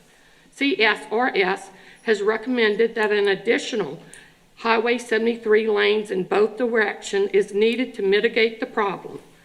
I think the developer should be responsible for this mitigation of the 2 added lanes to Highway 73 because the state is not even considering it. They tell you they don't have money, so this won't even happen in my lifetime. Please follow our laws, codes, and restrictions of Ascension Parish to deny this proposed townhomes.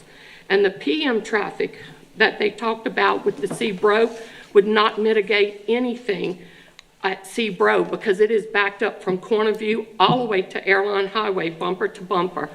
We live in this daily. It's terrible.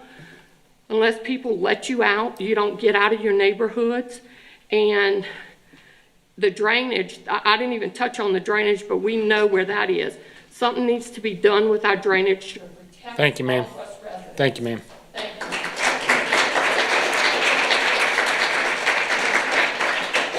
Casey Bro. Casey Bro?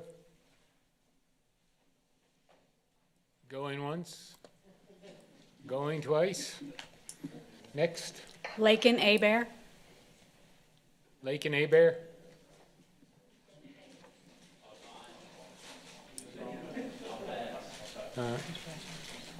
Sherry Cairo. Sherry Cairo? And there's 25 that are not in support that do not wish to speak. Does anybody wish to speak in favor?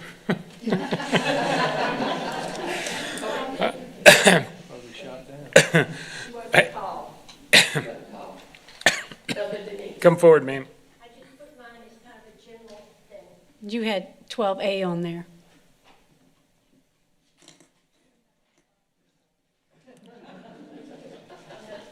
It'll be fine. Know all my numbers yet. I'm back with my pictures. This is the house that I bought. Well, hello, do I have to do something? Yeah, I got her. She's on. I need her name. Ooh, okay. Oh, can you state your name, ma'am? Oh, for the I'm record? Denise Emmons. Thank you. This is a house that I bought, the property that I bought, or the view from my lake. And some of you are going to know, and I've chopped out some names so that I'm not hurting any one particular development or anything. That's what I bought. This is when the developer started working, and this is what everybody's going to get. These ditches right here have never been open in a 90-degree whatever, so we're getting all the mud directly off the bottom of this lake. We've asked the developer several times to please take care of this, and it was approved for final, and this is what we get every time it rains. Okay? I have a 11-page report from DEQ on sightings that no one addressed, and the names do show on there. That's why I'll flip through, but I can give you these. But I wanted to show you, this is my house the day that I moved in when I caught a 5-pound bass out of here. This is my house, the same exact view, 10 minutes before I printed this picture this afternoon. So, you know, I'm not here against any particular subdivision, any development. I worked for years with developers. I know the value of development. However, it has to be done correctly. And until you have somebody to follow up on this and your developers are willing to do what they're supposed to do, we're going to continue to do this. The last flood, the last heavy rainfall 2 weeks ago, our water was running from one side of our lake across the road to the other side of the lake because of what's coming in from that lake. And it's just unfair. And it's something that it's natural. Take 2 buckets, you put concrete in one and you put nothing in the other or some branches. That bucket without the concrete's going to hold a lot more water. And it's not fair for this to happen when it would be a simple fix. And we've asked several times for that to be taken care of, so we're not getting the mud, whoops, and getting this each time. And we've been heard on deaf ears. And Mr. Dumas, you know exactly where I am. Doggone it. Okay, that's it. I thank you for your time. Thank you, ma'am. You got it. Thank you. All right, that's it? Yes. All right, we'll close the public hearing on this. Mr. Chasson, I know you were waiting. Push that button. It's pushed. Where to begin? All right, so. 3 minutes.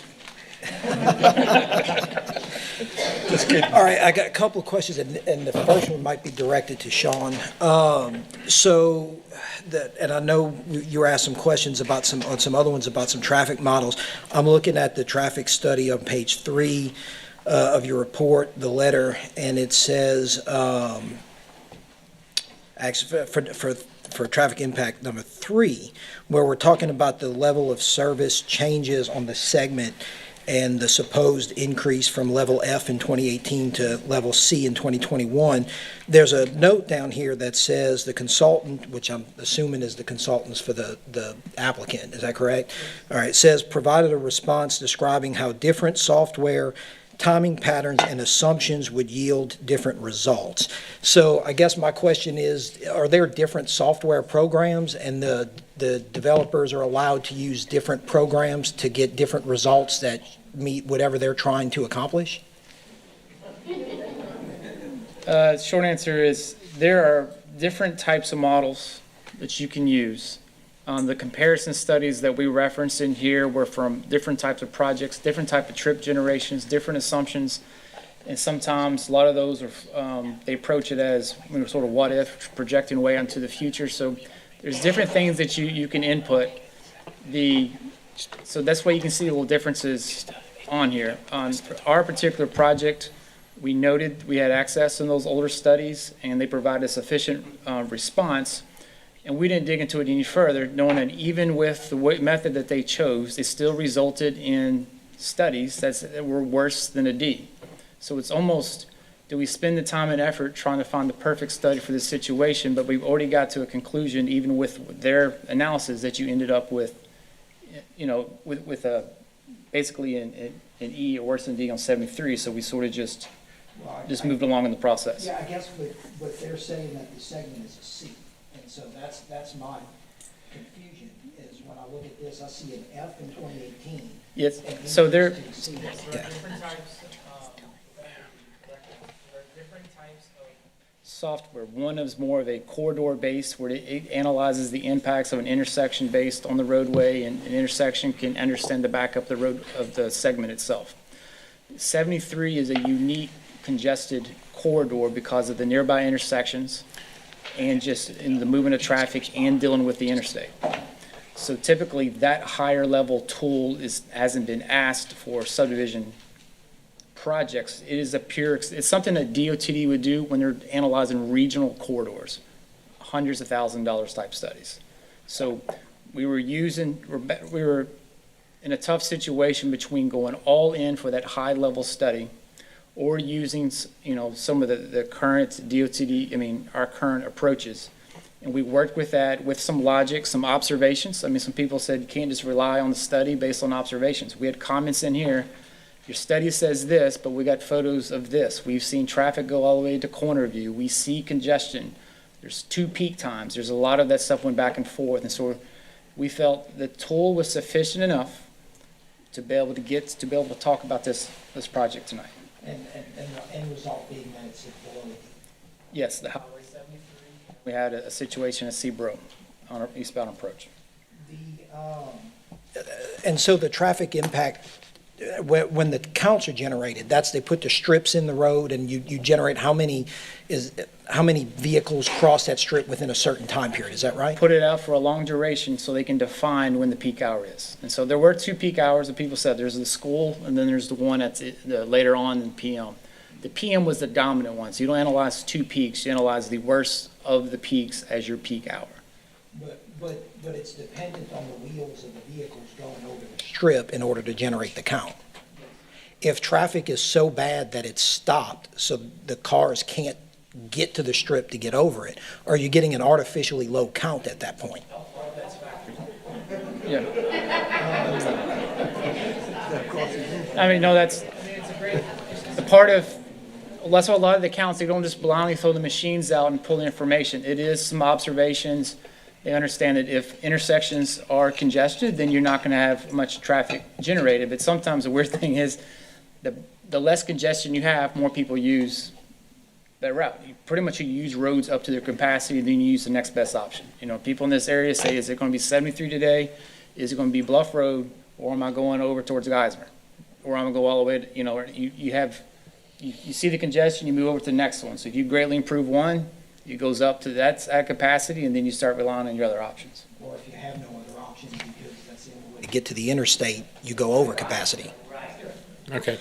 As far as number 1, it says the traffic policy will not be able to account for congestion that would be impeding the intersection operation. So does that mean that basically the way that the study is done, it can't actually account for all of the congestion on the roadway? Yes, it can't account for the impact of that. For example, if 73 just lanes not being enough, the type of analysis you're doing can't account for the intersection not performing well, or it's backing up cars. So it's basically what you're dancing around exactly the right topic. So we had to make a decision. Do you try to go find the perfect tool to model exactly what we're seeing, or we'll acknowledge what we're seeing and that the tool itself that can't go to that level was already showing results worse than the D? Hold on, Aaron. I don't mean to cut you off, but I think people want to make a motion and vote on this. I want to give the developer, though, a chance to respond to all that before we do that.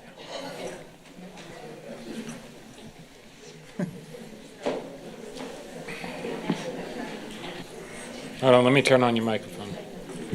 All right, you're hot. You're good. Come on. Yeah.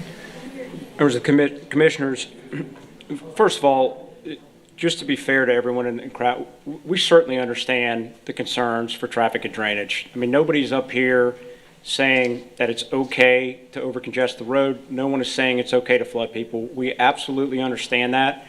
When you develop property in this parish, we're relying on our engineers and our drainage impact studies, which have to be stamped by professionals. Those plans then go to the parish. Department of Development certifies they're correct. CSRS certifies that they're correct as well.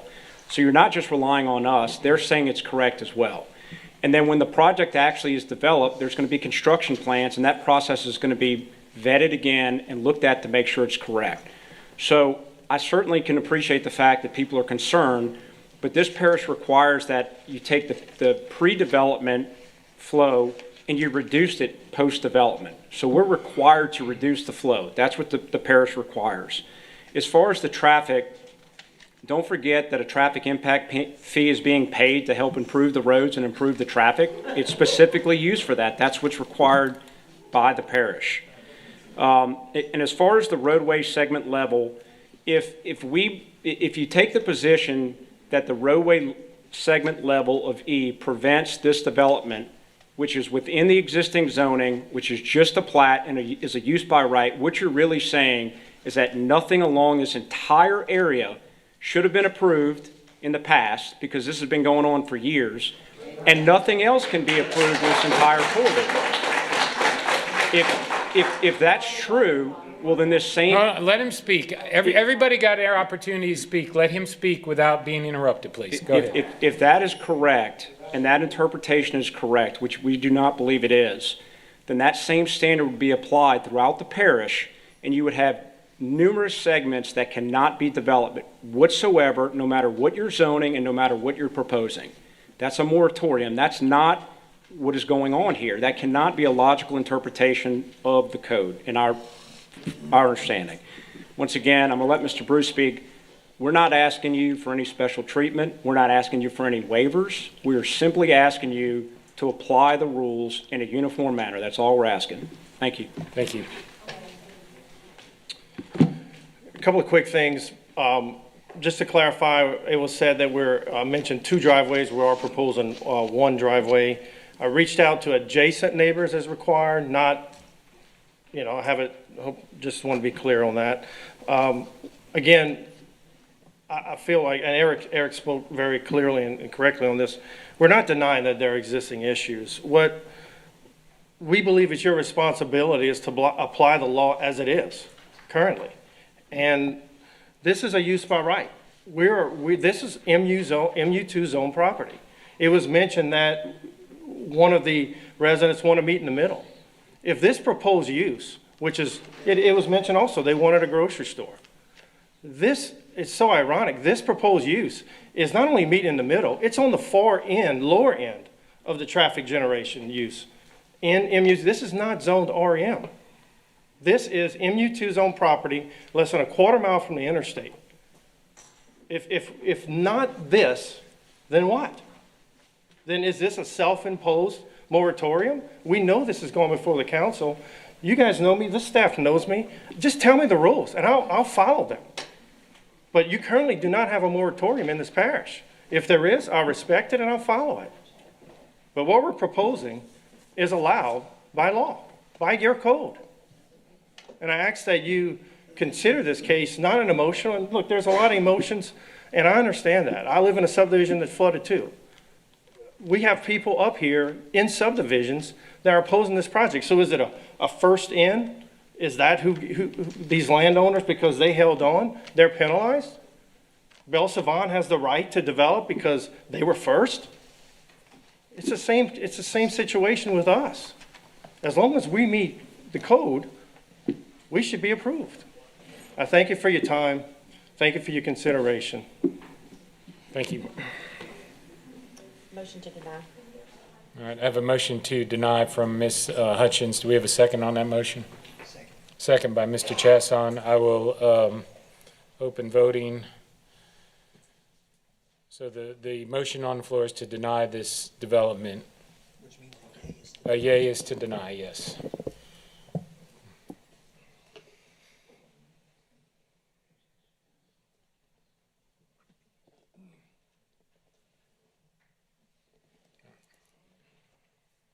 All right, so the motion to deny passes I count of 5-2. We will go around, and I'm going to open each microphone as we go to state your reasons why you voted the way you did. Mr. Hodgson, you're first. I mean, he makes a very good point. It's a problem in the parish. And what are you going to put there next?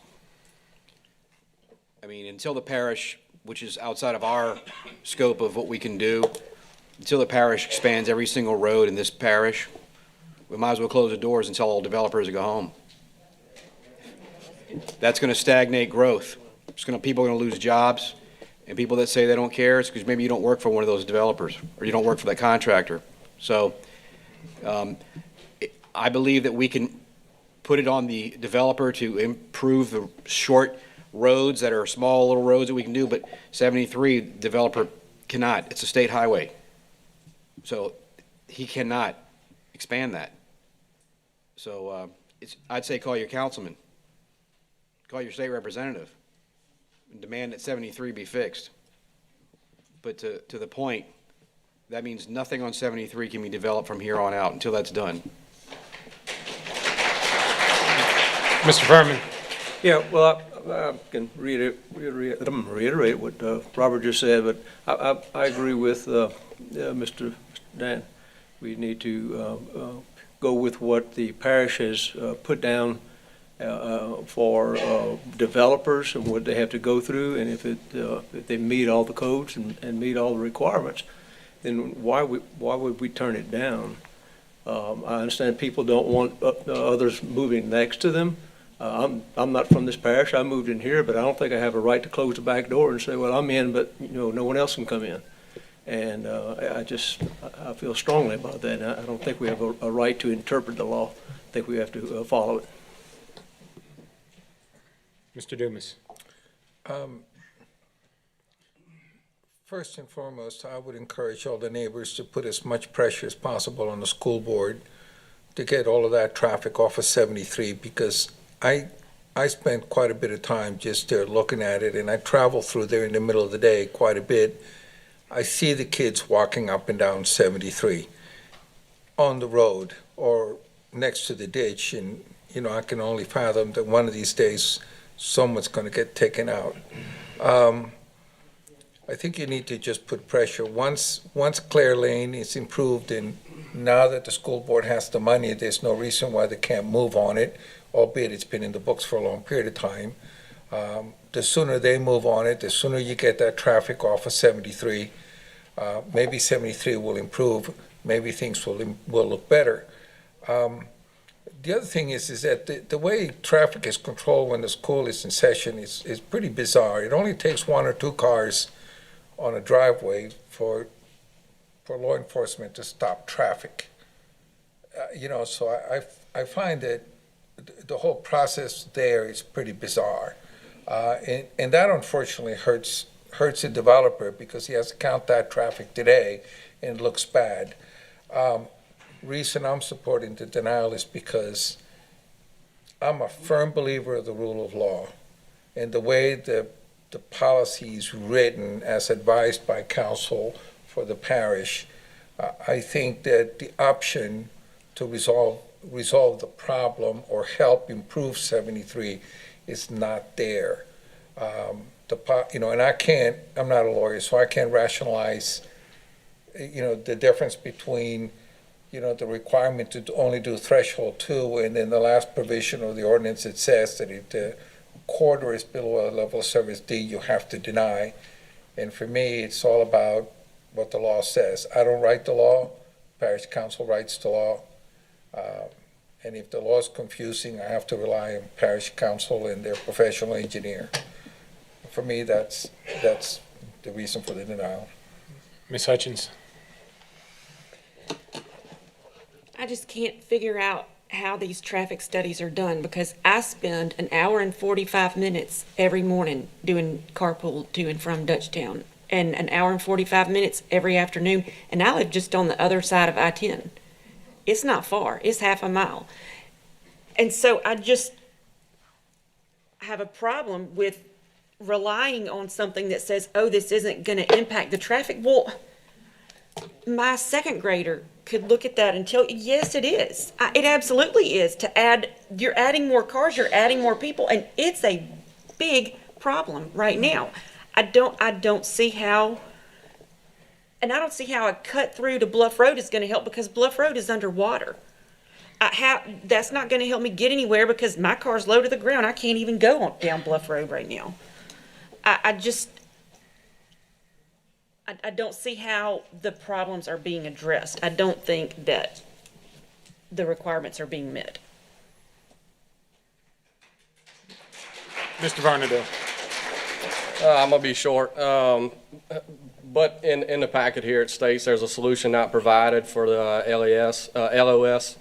for a D or better. For that reason is why I voted no. Also, the traffic impact studies that we had discussed, I brought up the question, so to Mr. Chassall, about how these things are conducted, how they're calculated, and even in the packet itself, it says if you do certain models that it could come up with different results. So there needs to be, and it's not for us to create that rule, it's for the council, but there needs to be some sort of metric to where all of these are measured by. And I know he said that they're got certain softwares, but admittedly that this particular situation needed to be elevated, and it wasn't. So, and there's no solution provided. So, Mr. Chasson.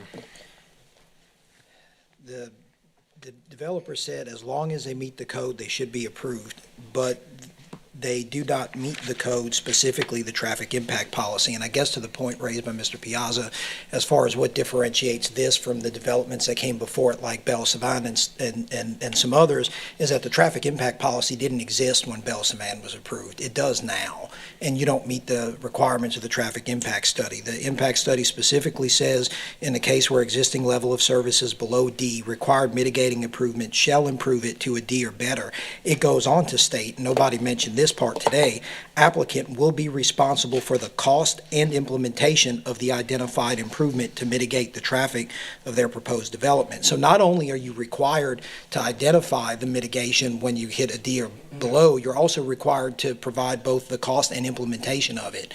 And you fail in two respects. One is the intersection of Seabro Road, which has a peak time of an E.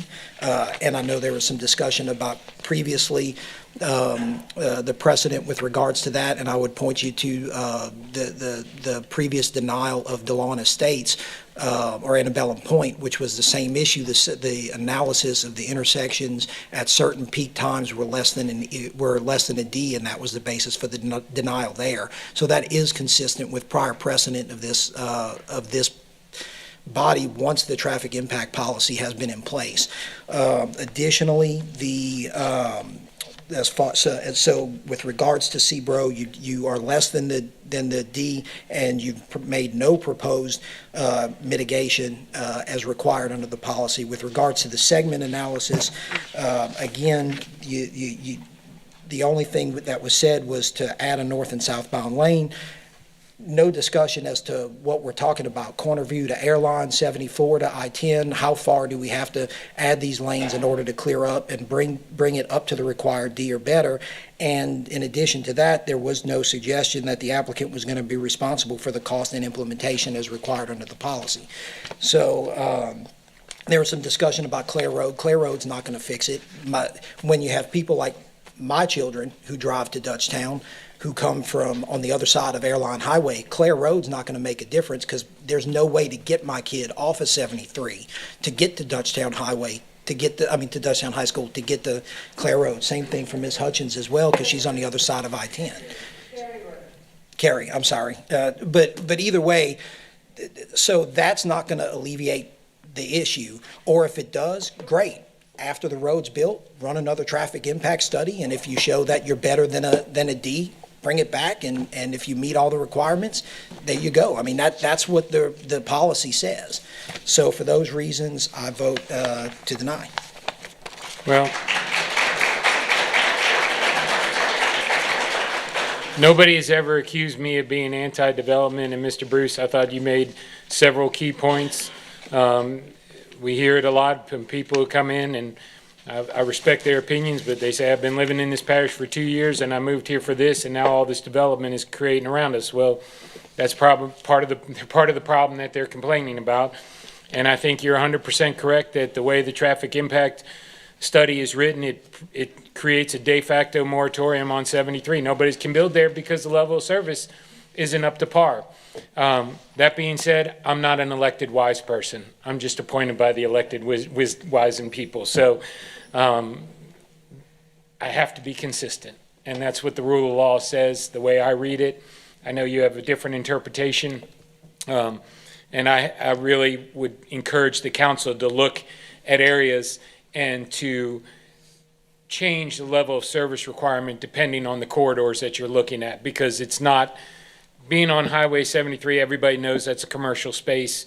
It's designated as that. It should be something more commercialized. Being out off of whatever road in Santa Monica, you don't want a level of service that high.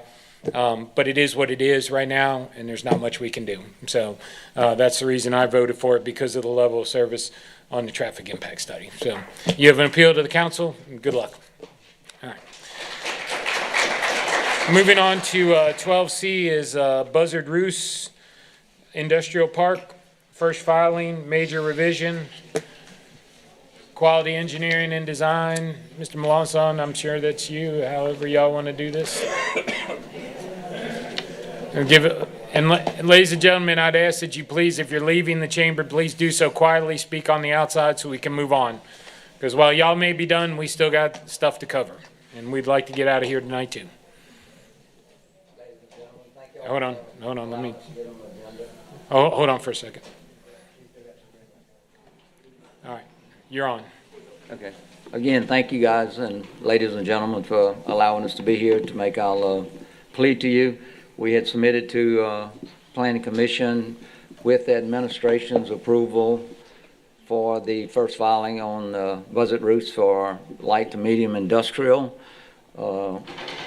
Parish just did one project on Edenborn and on Ashwood, with one of the requirements you requiring us to do curb and gutter.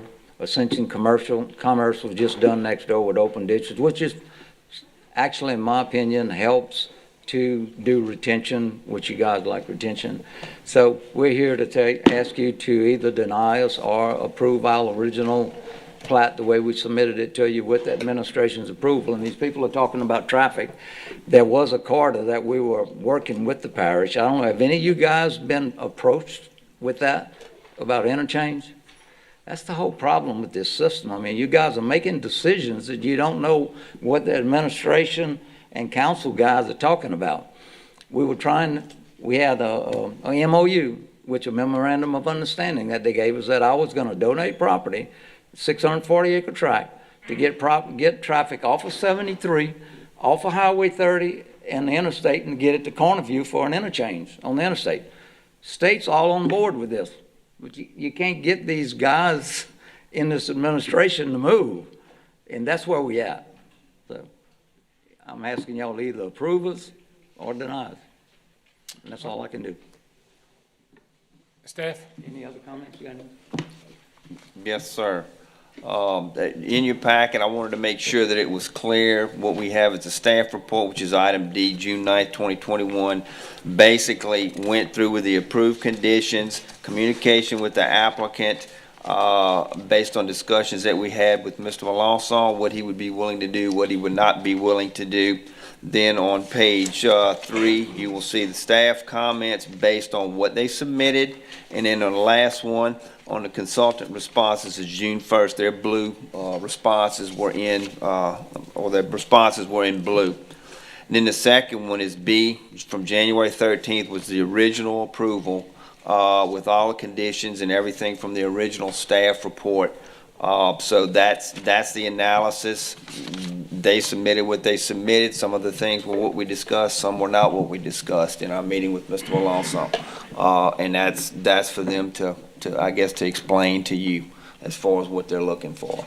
I have one other comment. I think, Matt, if I interpreted you right earlier, you said y'all only interpret what is in the subdivision regulations and that y'all don't make the laws, you just try to interpret what they are. However, if you look at the application, what came back for y'all are definitely outside the subdivision regulations you're asking us to do. And I think that is totally improper.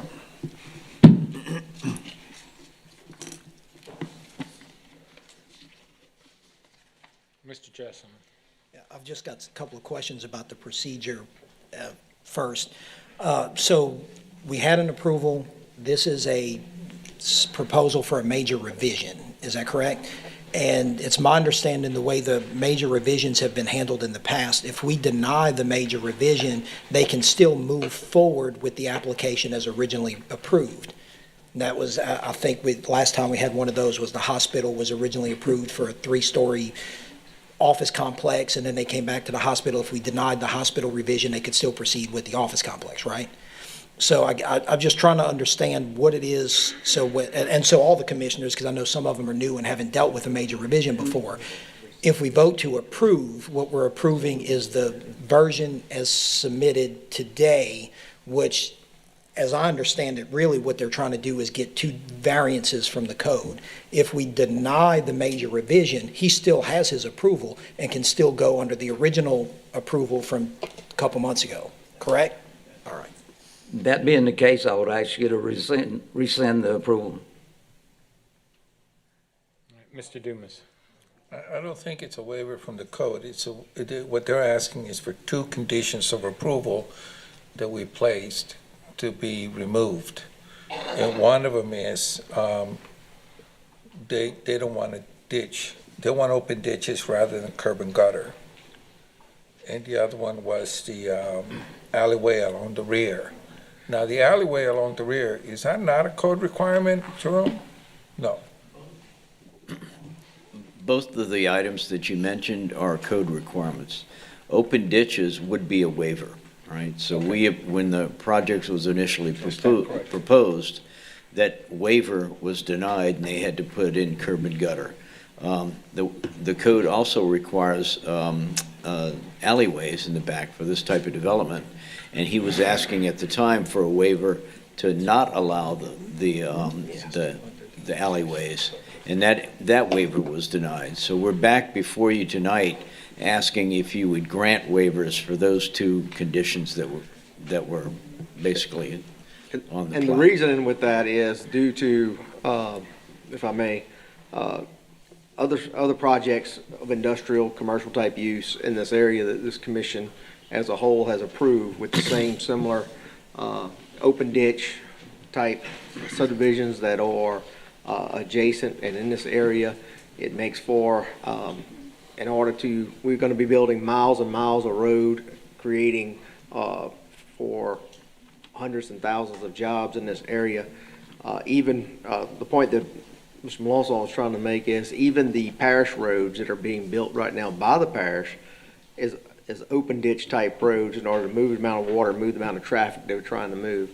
So this is part of a larger, I know we was talking about master plans and things like that was part of the original stipulations and so forth. The reason we didn't provide those originally, still really don't have those, we still have a lot of moving targets and a lot of things that we're working on from a regional type approach. In this particular case, this is one cog in an overall development that's going to span hundreds of acres. The issue, the cost associated with a curb and gutter type street, but also just the use to industrial type uses and so forth, along with the open ditch, allows a lot of flexibility, which a lot of these type uses need, as well as the rear alleys, where even in other industrial parks right now, we are combining and making revisions to lots depending on the industrial type uses and what's coming in there. So it makes it, we want to be as flexible as possible because we don't know exactly where we might have a 5-acre tract. We may end up somebody coming in and buying 20 acres or 30 acres or 50 acres, depending on what type of uses from an industrial type development is coming in. So it keeps it very flexible as this thing goes forward and so forth. So it is consistent with what has been approved in the past, and that's why we came back before y'all to ask for this. All right. We'll go ahead and open a public hearing. Well, I'm sorry, Mr. Chasson, you can. So just so I'm clear, so when we say waivers, what we're talking about is a variance, correct? The variance pursuant to 174093. 174093 is very narrow and identifies the specific requirements in order to be entitled to a variance. So I guess what we need to know is how you meet those specific requirements outlined in 174093, and take note of the fact that it specifically says evidence of variance granted under similar circumstances shall not be considered. Okay. Well, I do appreciate that. However, just like I said, from a flexibility, I'd have to read that exact quote, but from a flexibility standpoint of what's coming in these areas and what this is going to be used for and what it generates, this is not like a residential development. This is an industrial type development that depending on the uses and what's coming in there, the flexibility is very, very, very important to the future of that. All right, let's go ahead and open a public hearing on this. Ms. Stacy, has anyone signed up to speak on this? Yes, Teresa Robert.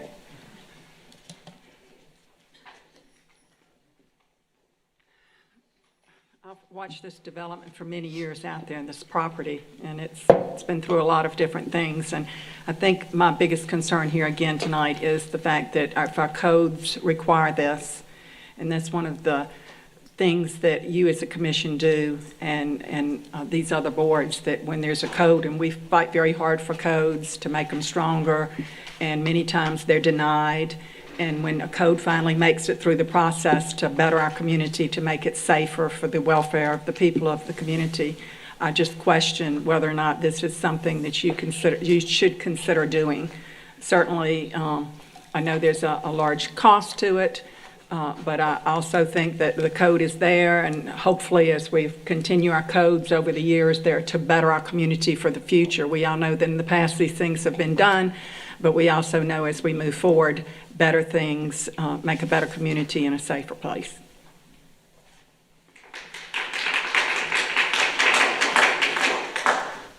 Kelly Anderson.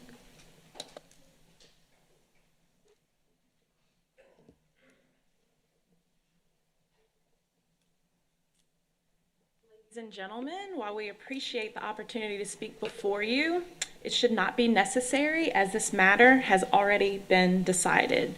There was a lot of info shared on a virtual meeting in January. We had 10 people sign up. Only 3 got to speak. They got cut off, but you listened and you gave your attention and lots of thought, and ultimately, after making motions and substitute motions, made an approval with conditions.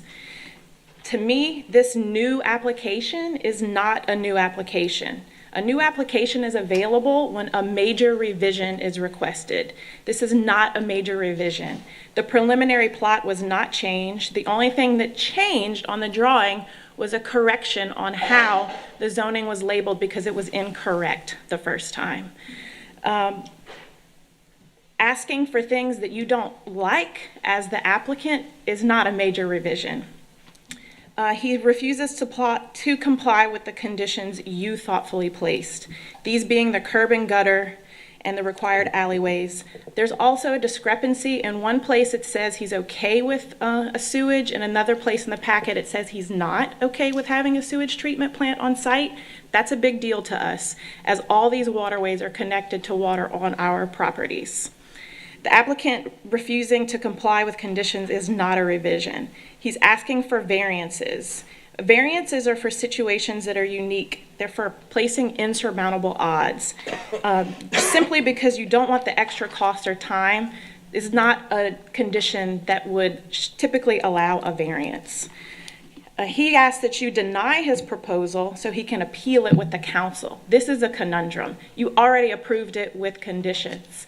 It's kind of like, are you going to ask your mom once and she says no, and you're going to ask her again and she says no? Then you might go to the council and maybe your dad's going to say yes. So I just think that's crazy. What is the purpose of you being here? I urge you to honor the proceedings that you already went with in January with the conditions that you placed, because it was at that time the right, and it remains the same right decision. Actually, I request an additional condition because we could not articulate well during our virtual proceedings that night in January. I want to make sure, because the applicant agreed and signed along with his attorney and Parish Councilman Turner and myself, that there would never be any road access from this development onto our residential road, Robert Wilson Road. I have the signed document. That's nowhere in the conditions, but that is something he agreed to, and we want to make sure that that is honored, as well as the conditions that you placed, which would require the curb and gutter. This is medium and light industrial. Potential industrial, chemical, who knows what else, could be better controlled with curb and gutter if there were to be some sort of spill or something like that. That's a main reason we want to keep that. And thank you very much. Thank you.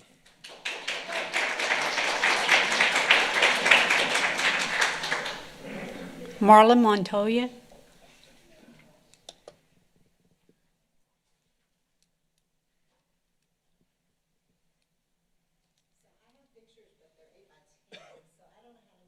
going further away. Is there a way to do that? Oh, it'll find it and do it? Oh, great. Okay, great. Okay, thank you. I'm here, I am in, sorry, is it up there yet? Well, okay, I'm Y4, I'm backed up. This is the ditch I'm going to be showing you, and this is the property he plans on developing. And this is the actual ditch right here. This is an actual bridge. And then over here, this is just the past rain from a week or so ago. It's underwater. That's actually on our property, which he backs up to. This right here is our ditch on Robert Wilson Road, and this is what it looked like, and it was actually unpassable when it was raining. Robert Wilson Road has never been closed before, and it was actually closed because of water going across. And also, these are the homes that he built for us with his, he is the developer, and this is how we flood. So you can see we're already having flooding issues directly behind our houses. And if he uses our drainage, this is his property directly behind my house. You can see his lake where this is going to be the actual industrial park, and this is what it looks like today. But you can see that his land is a lot higher than ours in the elevation. So the thing is with no open ditches and the curbs and the gutters, it's just imperative for the flow of our land and the elevations that he has all those things and that he isn't putting any of the water going straight to our drainage ditches, which do flow directly from, trying to get it here, sorry. He has it as an outflow going right here to our property. And this is the actual road that was closed right here. So, and for not willing to actually do what he's supposed to do, and not it actually being, when it's a code that's a requirement, it's not a matter of choice. And so I appreciate y'all putting those stipulations on him. I just wish that y'all would please abide by those because they're very important to us, because we do not want any, medium or light industrial waste on our property, and that's where it would flow, is directly on our property. Our property ends way over here, which is after the ditch.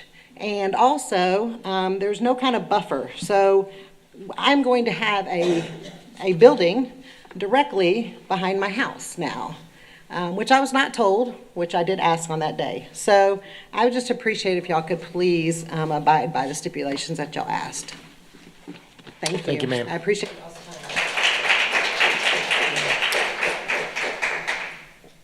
Norbit?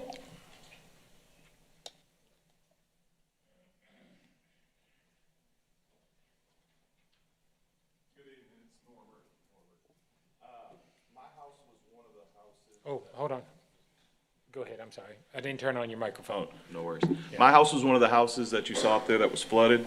I mean, the backyard was flooded, and it was just a frog hair from coming in the house. And as she pointed out, that land back there is higher, and as he starts building on it, it's just gonna push that water back into our house. And that's industrial, who knows? We don't even know what's gonna go back there yet.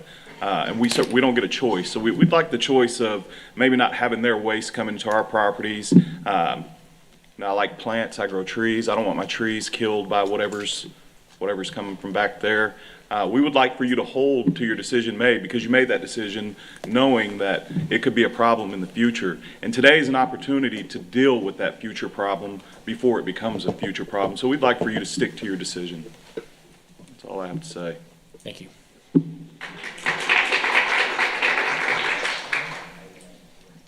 Benny Drago?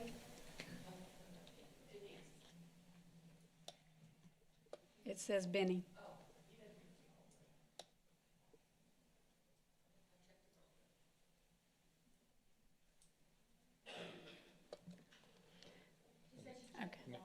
Okay. There's 8 that's not in support of, that does not want to speak. I have a question. I don't know if this goes to the staff or to Mr. Melanson, but so in January, the curb and gutter ditch was suggested by the administration unless the developer was willing to put in a community system, a community sewer system. Is the community sewer system is that part of this major revision? Hold on.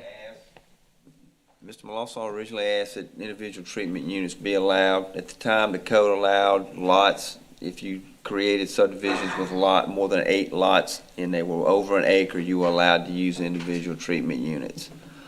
He had, his plan was approved. In the discussions that we had, there was talks about putting a community system in. There was no determination as to, in discussions with him, whether he would actually pay for it or whether he would allow a third party to come in and put it in there. The comment that he has there now and what's on the plat basically states that he would like the ability to put the individual treatment units, because it was allowed by code whenever his preliminary plat was originally approved, but he's not willing to pay the expense himself to put in an individual treatment plant. If a third party such as NWI, since the parish, the people voted to turn the assets over and there's going to be a third party utility provider would come in and put a plant in there, he would certainly dedicate a spot for a treatment plant and have that community system installed.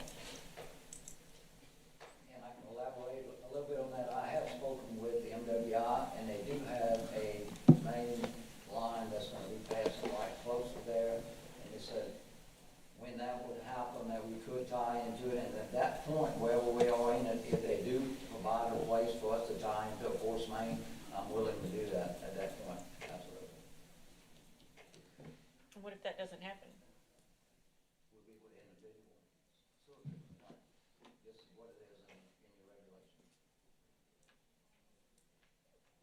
And then in terms of the back alley, we're allowed to grant the variance or provide a waiver to the alley requirement provided the developer provides, quotes, other definite and assured provision is made for service access such as off-street loading, unloading, parking consistent with and adequate for the uses proposed. That's correct. That's correct, because these are not, this is not going to be like a downtown grocery store that's jammed up with parking and everything to the property lines. These are going to be industrial type service businesses that are going to have more than adequate room, in my opinion, to service the building and drop off materials and supplies and whatnot. Yeah, these are going to be pretty much large tracts for customers coming in. Do that, and there'd be plenty of room. And the other thing, they've questioned on what was going in that, under the subdivision regulations on the light and medium industrial, they have all the stuff listed, what's allowed in those areas. And you can't put anything that's not allowed in the subdivision regulations now on the light and medium industrial. This is not heavy industrial. This is light to medium.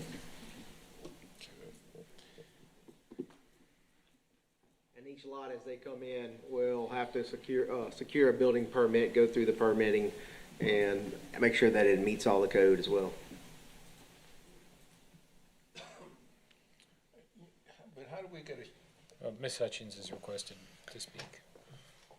You can request. Do you have any Ladies first. reason for requesting open ditches other than you need the flexibility? Yes, that, and then it helps for retention. It gives you more area to hold water. If you go into Ascension Commerce and you look at it, it really works well for what they do. And it was just approved and built right next door to it. We adjoin that project right now. And it just, to me, it doesn't make sense to do it otherwise when you got to go back and address the detention area, and that actually benefits you in that respect. Well, the And code talking about drainage, requires it, though. Can I talk about drainage a little bit while we're talking about it? Well, hold on, I don't want to get off track. Okay.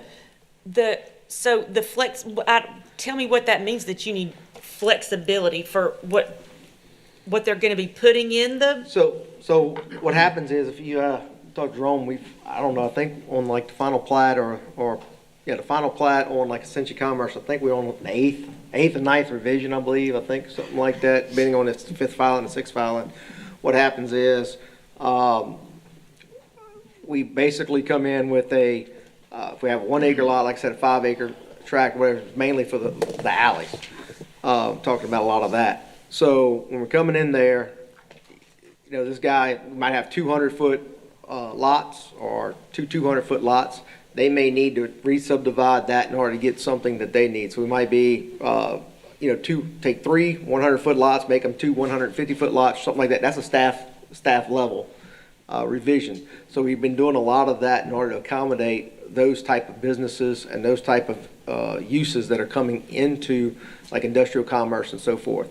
So if we would have had alleyways and did some different things with the roads, we'd have been very locked down to what those property lines are and hadn't been able to shift, and probably wouldn't have been able to get some of those businesses in.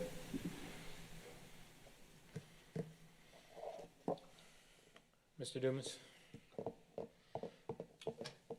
I guess my concern with the open ditch is the sewer.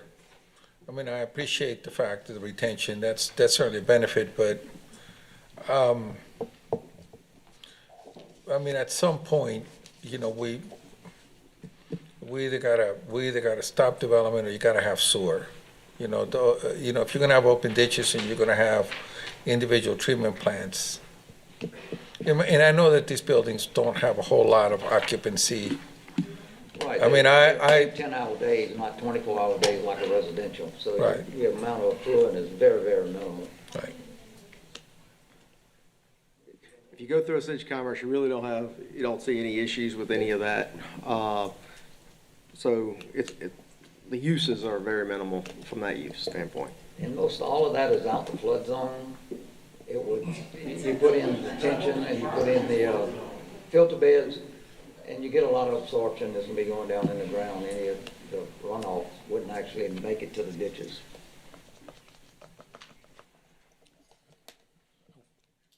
Mr. Furman?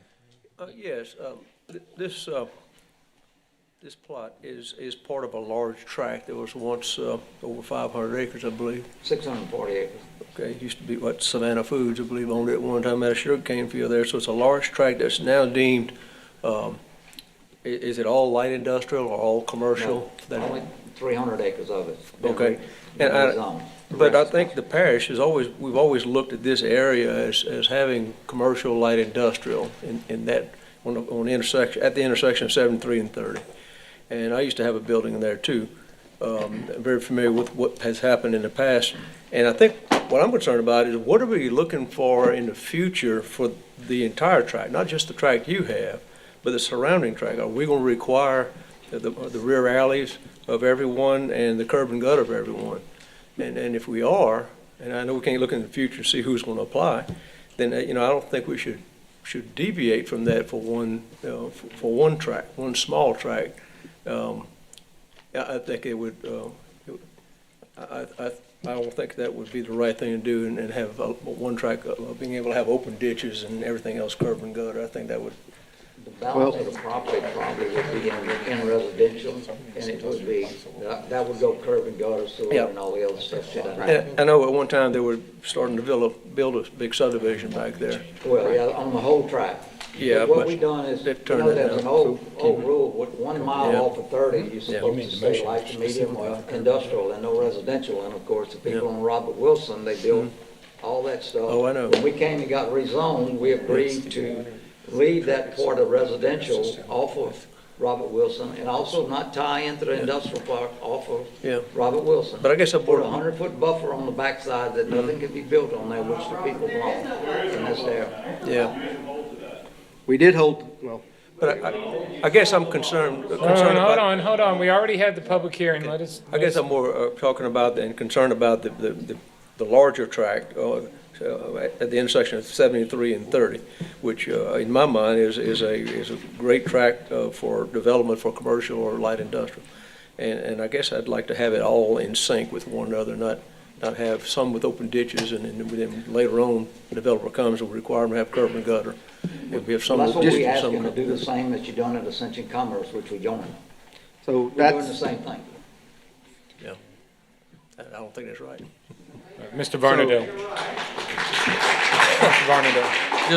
Just two quick things. What, you said you talked to the third-party sewer if and when you have to install that, what's the time frame on them, being in your area per se, in order to tie your project in? Has National Infrastructure done that contract with the parish and the $500,000 fees? I don't believe so at this point. They hadn't done that yet? No. Okay. So it kind of depends on the parish, where they at. People voted on it, they did want to get rid of it, and I think just waiting on all this Yeah, it's stuff to early happen. stages. As soon as that happens, they have to do something. I mean, you heard the other people talking about what was happening with the other sewer Correct. plants, and that's the reason the parish had to get out. They wasn't taking care of them. They wasn't doing it right. Mr. Chairman, if I may. Mr. Dumas, no, one more. Staff, how common is commerce where they have open ditches? I guess it all depends on the region and the area. I mean, I've seen it both ways. Your more rural parts of the country will tend to have more open ditches. It depends on the grades and the land types. Your more dense urban areas will have more curb and gutter. I mean, it depends on the situation.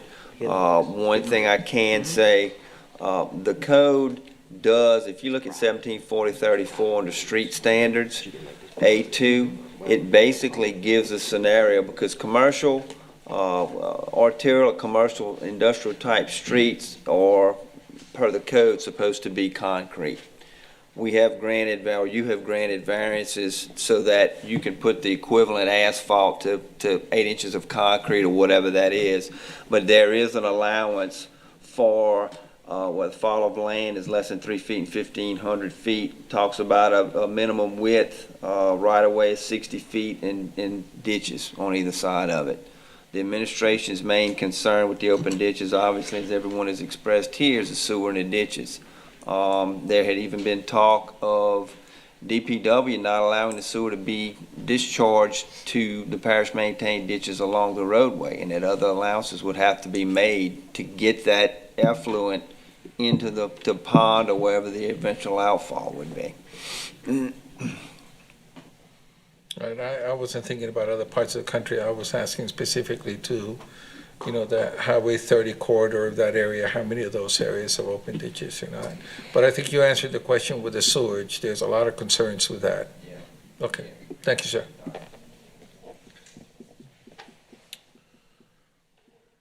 Anyone else? Mr. Furman? Yep. So, staff, basically, before us this evening is to consider the waivers, the 2 waivers, right? That's what's being asked of us, to consider the waivers. I'm sorry? It's to amend the... To amend it, right, and accept the 2 waivers I'm talking about. Correct. I'd like to make a motion to deny the waiver. All right, we have a motion to deny by Mr. Furman, second by Ms. Hutchins. I'll put on the voting control. Cast your vote.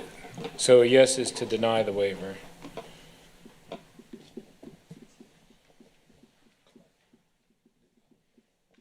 Everybody's voted and vote.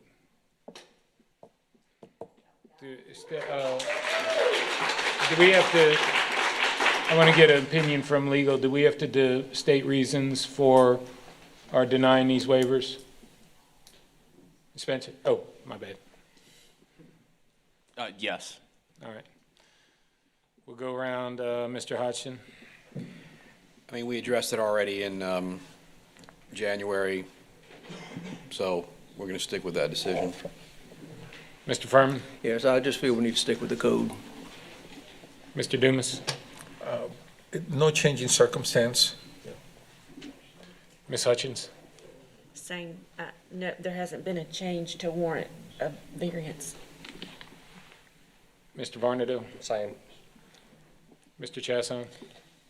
Article 174093 states that in order to grant a variance, there must be a showing of unique circumstance and a showing of unnecessary hardship, and that must be fully described. There was no assertion of a unique circumstance or unnecessary hardship, and it certainly wasn't fully described. And for that reason, the request does not meet 174093, and therefore a vote to deny the waivers. All right, and I would just reiterate what everybody else has said. We made our vote in January. I don't see any reason to change that at this time. Mr. Chairman, can I clarify one thing? Yes.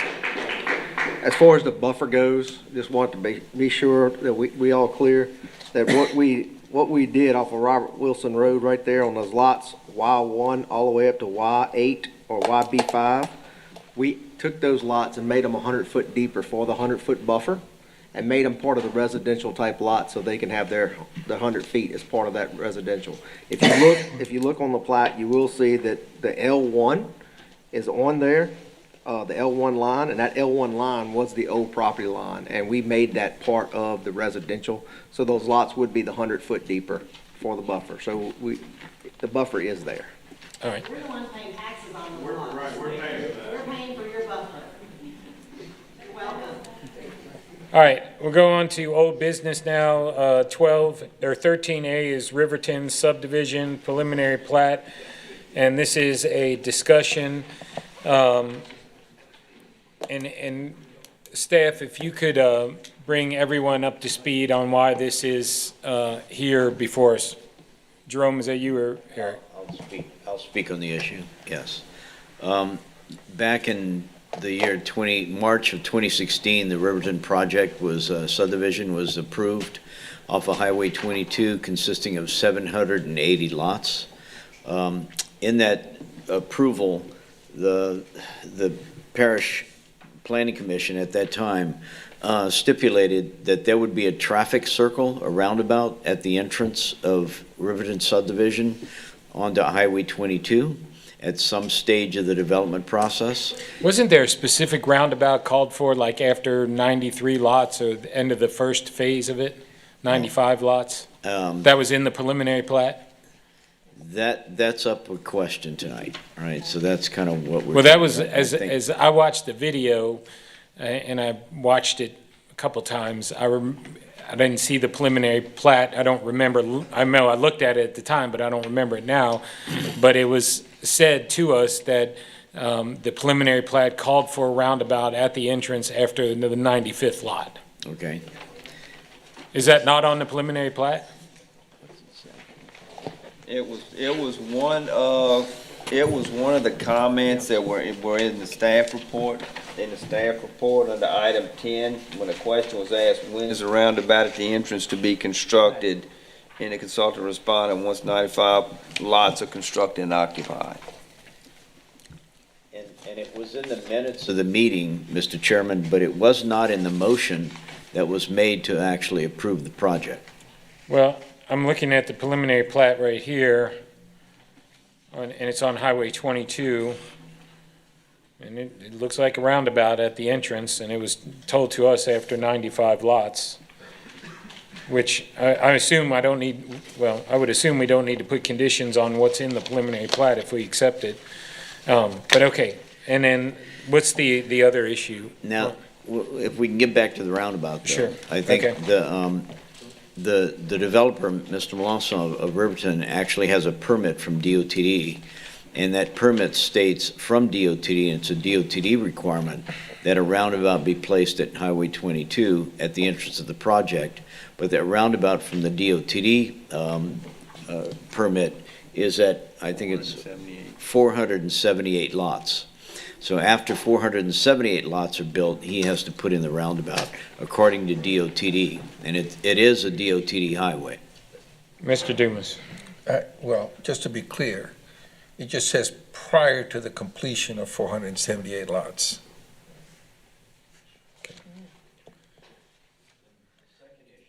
Hold on. So that's the roundabout issue. And the second issue is, when is the developer required to do another traffic study? And what are the implications of the traffic study once that traffic study is complete, right? So those are the two main questions as to why we're discussing this matter tonight, all right? All right, and what is our procedure, and maybe this is a question for legal, because it came up a few months ago to approve a final plat? That's correct. The first phase or first filing of that project, the final plat has been approved. And the first filing, because there was a discussion of this in 2016, that we saw there was, the engineer that did it for the developer had it in 4 phases or maybe 4 filings. There was a lot of confusion as to that. Right. There was when the project was first put together and DOTD looked at it, they had 4 phases. Then when the discussion came up at the time of the Planning Commission hearing, they ended up with 10 filings. Okay. So we went from phases to filings. And so there's a little confusion as to how many were in each phase and how you relate that situation to filings, right?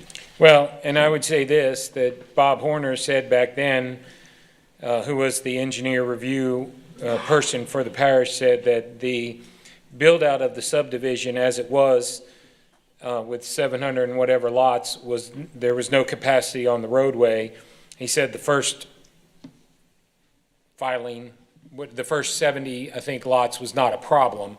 And I asked him specifically, when did it become a problem? And he said, after 95 lots, as I recall. Okay. So, and I think the motion that was made by Mr. Bishop concerned after the second of the 10 filings. All right, before we move on, Ms. Stacy, did anyone sign up to speak on this as one of the non-public hearing agenda items? How many people?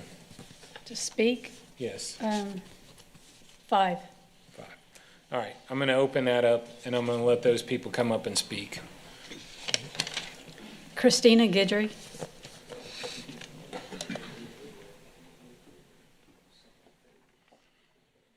Good evening, thank you.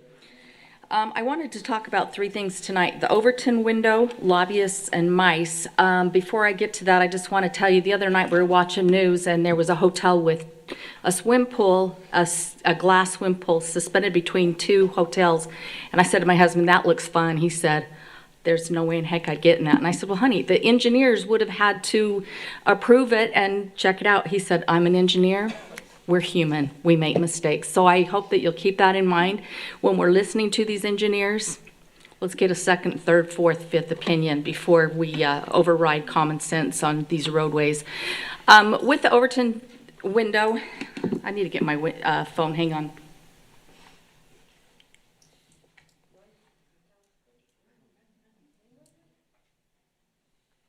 Anyway, Glenn Beck has written a book called The Overton Window, and basically what it is it, I think it's important to read it to you. It's a powerful technique called the Overton window that can shape our lives, our laws, and our future. It works by manipulating public perception so that ideas previously thought of as radical begins to seem acceptable over time. Move the window and you change the debate. Change the debate and you change the country. So I mention that because some of these things that seem really outrageous are happening. They're happening, I feel like, here. Lobbyists. Recently, I've met a lobbyist that works for the home builders. So I think, well, who's looking out for the citizens? That would be our councilman, and that would be our hope. Unfortunately, I'm seeing that some of the councilmen are not looking out for the citizens. They're looking out for builders. So I'm just hoping that we've got someone looking out for us. When I talk about mice, anybody that's had a sociology class has read about the studies or heard about the study of mice. They're very social, they're very peaceful animals. When you change their environment and you keep adding more mice, it adds stress, and the stress changes them. It changes them from a sociable to unsociable. They start to pick on each other. I would ask, right now on our roadways, we're adding stress that's changing the citizens. Can we please add the roadways? With regards to this neighborhood, there's been more neighborhoods added since 2016, and so the roadways have changed on Highway 44. So I'm saying let's do the traffic impact study. The other thing, open ditches, I don't know what's going to occur on that, but boy, those ditches around Highway 22 are really full right now. Ascension Trace tells me that Pelican Point is closing off their waterways so that the water's not flowing. They're getting backed up. I hope that we look at that. And then one more quick thing, I can see I have a second. Thank you, ma'am. Our Thank you. Your time's up. Kelly Couture. Kelly Couture. Next. Denise Drago.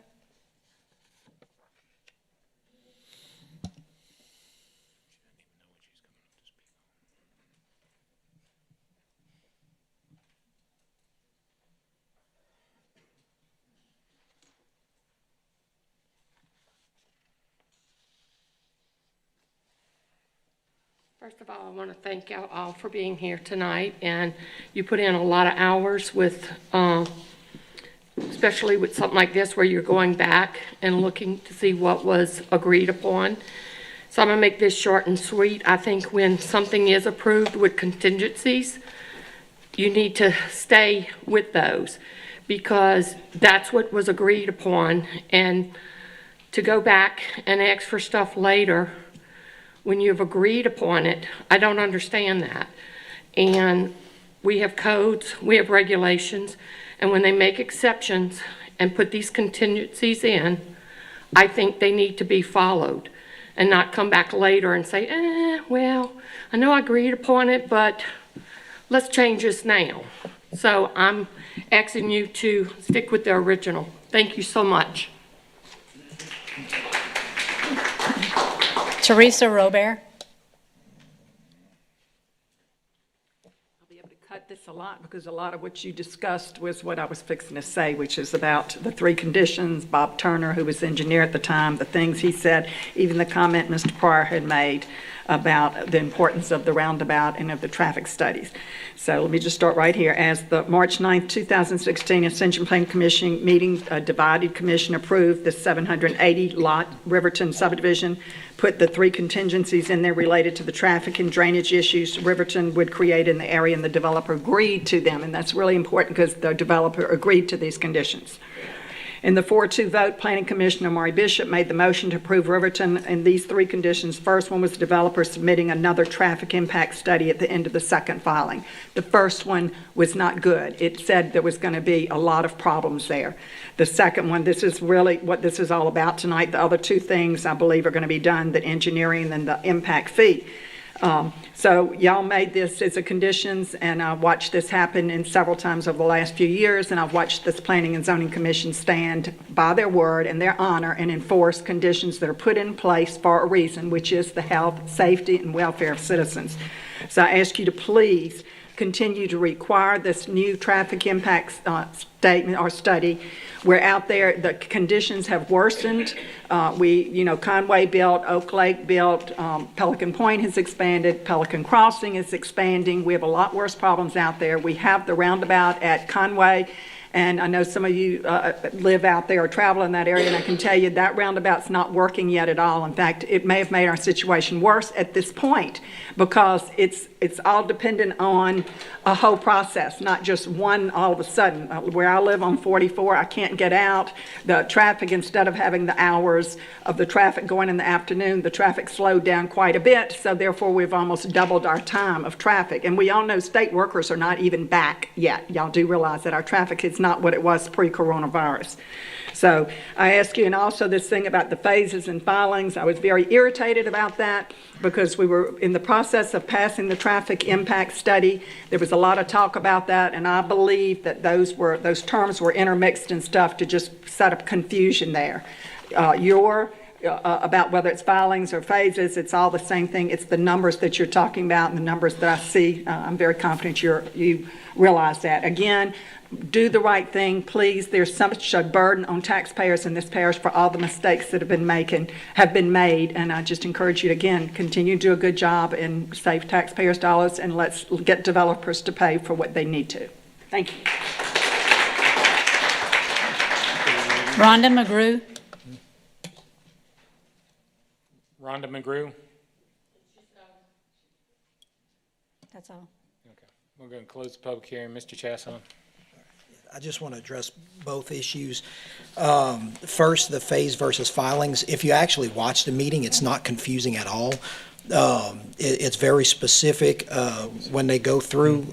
In fact, the conversation between Derek Murphy and Matt Pryor at the 32-minute mark, 32 minutes, 13 seconds into the video.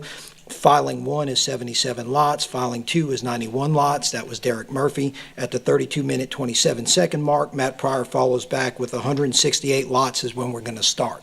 Bob Turner's conversation, he said that he didn't have a problem with the first filing, but that once you got to about 100 lots, that's where you started to have issues where you would need additional traffic study performed. When Maury made the motion at about the 56-minute mark in the video, he makes the motion. He actually initially says phase. Mr. Pryor looks over at him and corrects him, you mean filing, and he says, yes, filing, and makes the motion with the filing, which when you reference back to the 32-minute mark in the conversation between Mr. Pryor and Mr. Murphy, is clear that they're talking about the 168 lots. It's not confusing if you watch the video, and the video is the official public record. With regards to the issue of the roundabout, when we're voting to approve, we're approving the plat and the packet and everything submitted with it. The roundabout is on the packet. It says right here, clear as day, in when is the roundabout at the entrance to be constructed once 95 lots are constructed and occupied. And that was said multiple times in the meeting, both by staff and by Mr. Murphy. Now, I will say he did slip up at one point when asked in his conversation once with Mr. Dumas at the 36-minute mark when Julio said 95 lots were going to have a roundabout, 33 minutes, 16 seconds in by Derek. Yes, sir, the roundabout coming into the development of Highway 22 is to be built prior to and actually what he said was final plat of the second filing. Now, if you want to go prior to final plat approval of the second filing, that's what Derek said in the meeting. That's a whole lot sooner than 95 lots are constructed and occupied, which is what's in the packet that was submitted and approved. But there is no confusion. The video was clear. The packet submitted was clear. The traffic impact study is to be done after 168 lots. The roundabout is to be constructed prior to once 95 lots are constructed and occupied, and it didn't have to be a condition because it was part of the original submission by the developer. And so I don't know why we're even discussing it. It is what it is. It says what it says, and the video says what it says. And so. So has the final plat been approved? For the first 95 lots? No, 77? 77 lots? Yeah.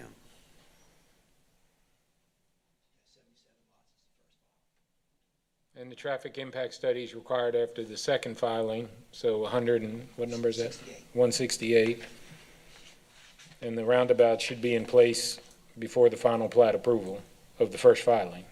No, Second filing. Either second filing or once 95 lots are constructed and occupied. My opinion, even though, is that once 95 lots are constructed and occupied is what's in the packet, so that's what you control. That actually is to his benefit over what Derek said, which was prior to final approval of the second filing, which would actually have him done So do before we that. need to take any action to redo what we previously did? My understanding of what this was for was to discuss, to get straight amongst all of you, what was meant, what was set, and what you were gonna try and do. Number two, what parameters, traffic study decided that the traffic study was gonna have to be done. Under what parameters would a traffic study be done? Would it be done under the current ordinance and the current traffic study policy? Number one, and number two, whatever the results of that traffic study showed, would then come back and put additional conditions Well, the on second filing hasn't been set for final plat approval, correct? That's correct. All right, so after the second filing is for final plat approval, comes for final plat approval, I think we need to have a traffic impact study and see a roundabout, as per the motion. That's your interpretation. Yeah, I mean, Well, that's a can answer I that. guess when the second filing comes up for approval, it should not be put on the consent agenda. It should be brought into us as a public hearing on the second, or for consideration off the consent agenda. Can we do that? because we're talking about something that hasn't happened yet, but now I think we got the parameters straight. And I think we'll consider it at that time, knowing what that video is, unless somebody wants to make a motion to do something different. Yeah. All right, good enough. Mr. Chairman? Yes. Can we ask that you, as the chairman, basically state what you're asking of staff right now? So when the second make it filing comes back for final plat approval, we should have before us a traffic impact study and the issue of the roundabout, and if it's not there, why it's not there, and whatever else there is, before we can approve the second filing final plat. Okay. Well, the issue of the roundabout, should it be in place or should it not be in place? I guess the answer, what I'm asking. I mean, the condition, what we approved, I agree with Mr. Chasson. I mean, I watched that video, what we approved and what we were told was that roundabout would be there. Now, whether DOTD loosens the standards or not, that's different from what we do. We're not under the same, and that wasn't presented to us. It wasn't after 400, and in fact, Bob Horner was very specific that, you know, after that first filing, you're not getting too far into the second filing before traffic is going to become an issue. So we'll have to deal with, and my interpretation is, why did we have a traffic impact study if, just to say we did it? So, but that's something that we'll have to debate and decide, I think, not tonight, because we don't have a traffic impact study. It could say, current traffic impact study could say there's no need for any mitigation right now. It could say a roundabout's not enough, and a roundabout being there. So I don't know what we can do with it until we know what it says, because otherwise we'd be speculating as to the things about it. Okay. All right. But that being said, I agree that I think it was pretty clear. I would go on to state that Mr. Byriger at the 2849 mark, not to sound too much like Mr. Chasson, said that they were asking for approval contingent upon the concerns raised by a traffic study. And so I think we were all under the impression that we need to do a traffic study after the second filing and raise those and address those concerns at that time. Can we ask the chairman, would the traffic study that you're contemplating be performed under the current traffic study policy, or would it revert to the traffic study policy that was in place when the preliminary plat was approved? Oh, that's current. I think it's current, because, and there was well known at the time that there was traffic mitigation laws coming in with impact fees and things of that nature that was discussed at length. I will defer to legal whether or not that creates, and I'll bring in legal right now, whether that creates some type of ex post facto law or not. Maybe you're not ready to answer that question, and it might not be a good time to answer it, but we need to. I'll defer to a later date. Yeah. I would say current, to cover your bases, I'd say both. And then we can see, well, I think we need a legal decision on how, I mean, I don't know the answer to that question, quite honestly, whether we can apply the current law or not. So, but I do think it was clear what we said in 2016, and hell might be freezing over today, but I actually agree with Ms. Robert that we're going to stick to what we said. Seem to agree with you a lot tonight, Ms. Robert. Who knows? Saints may win a Super Bowl again. Who knows? So we're going to stick to what we said, and we're going to apply what we said, and we've been consistent on that. Any other questions from staff? Okay. Number 13B, the final item. Windermere Crossing, approval for preliminary plat for a 6-month extension. Yes, absolutely.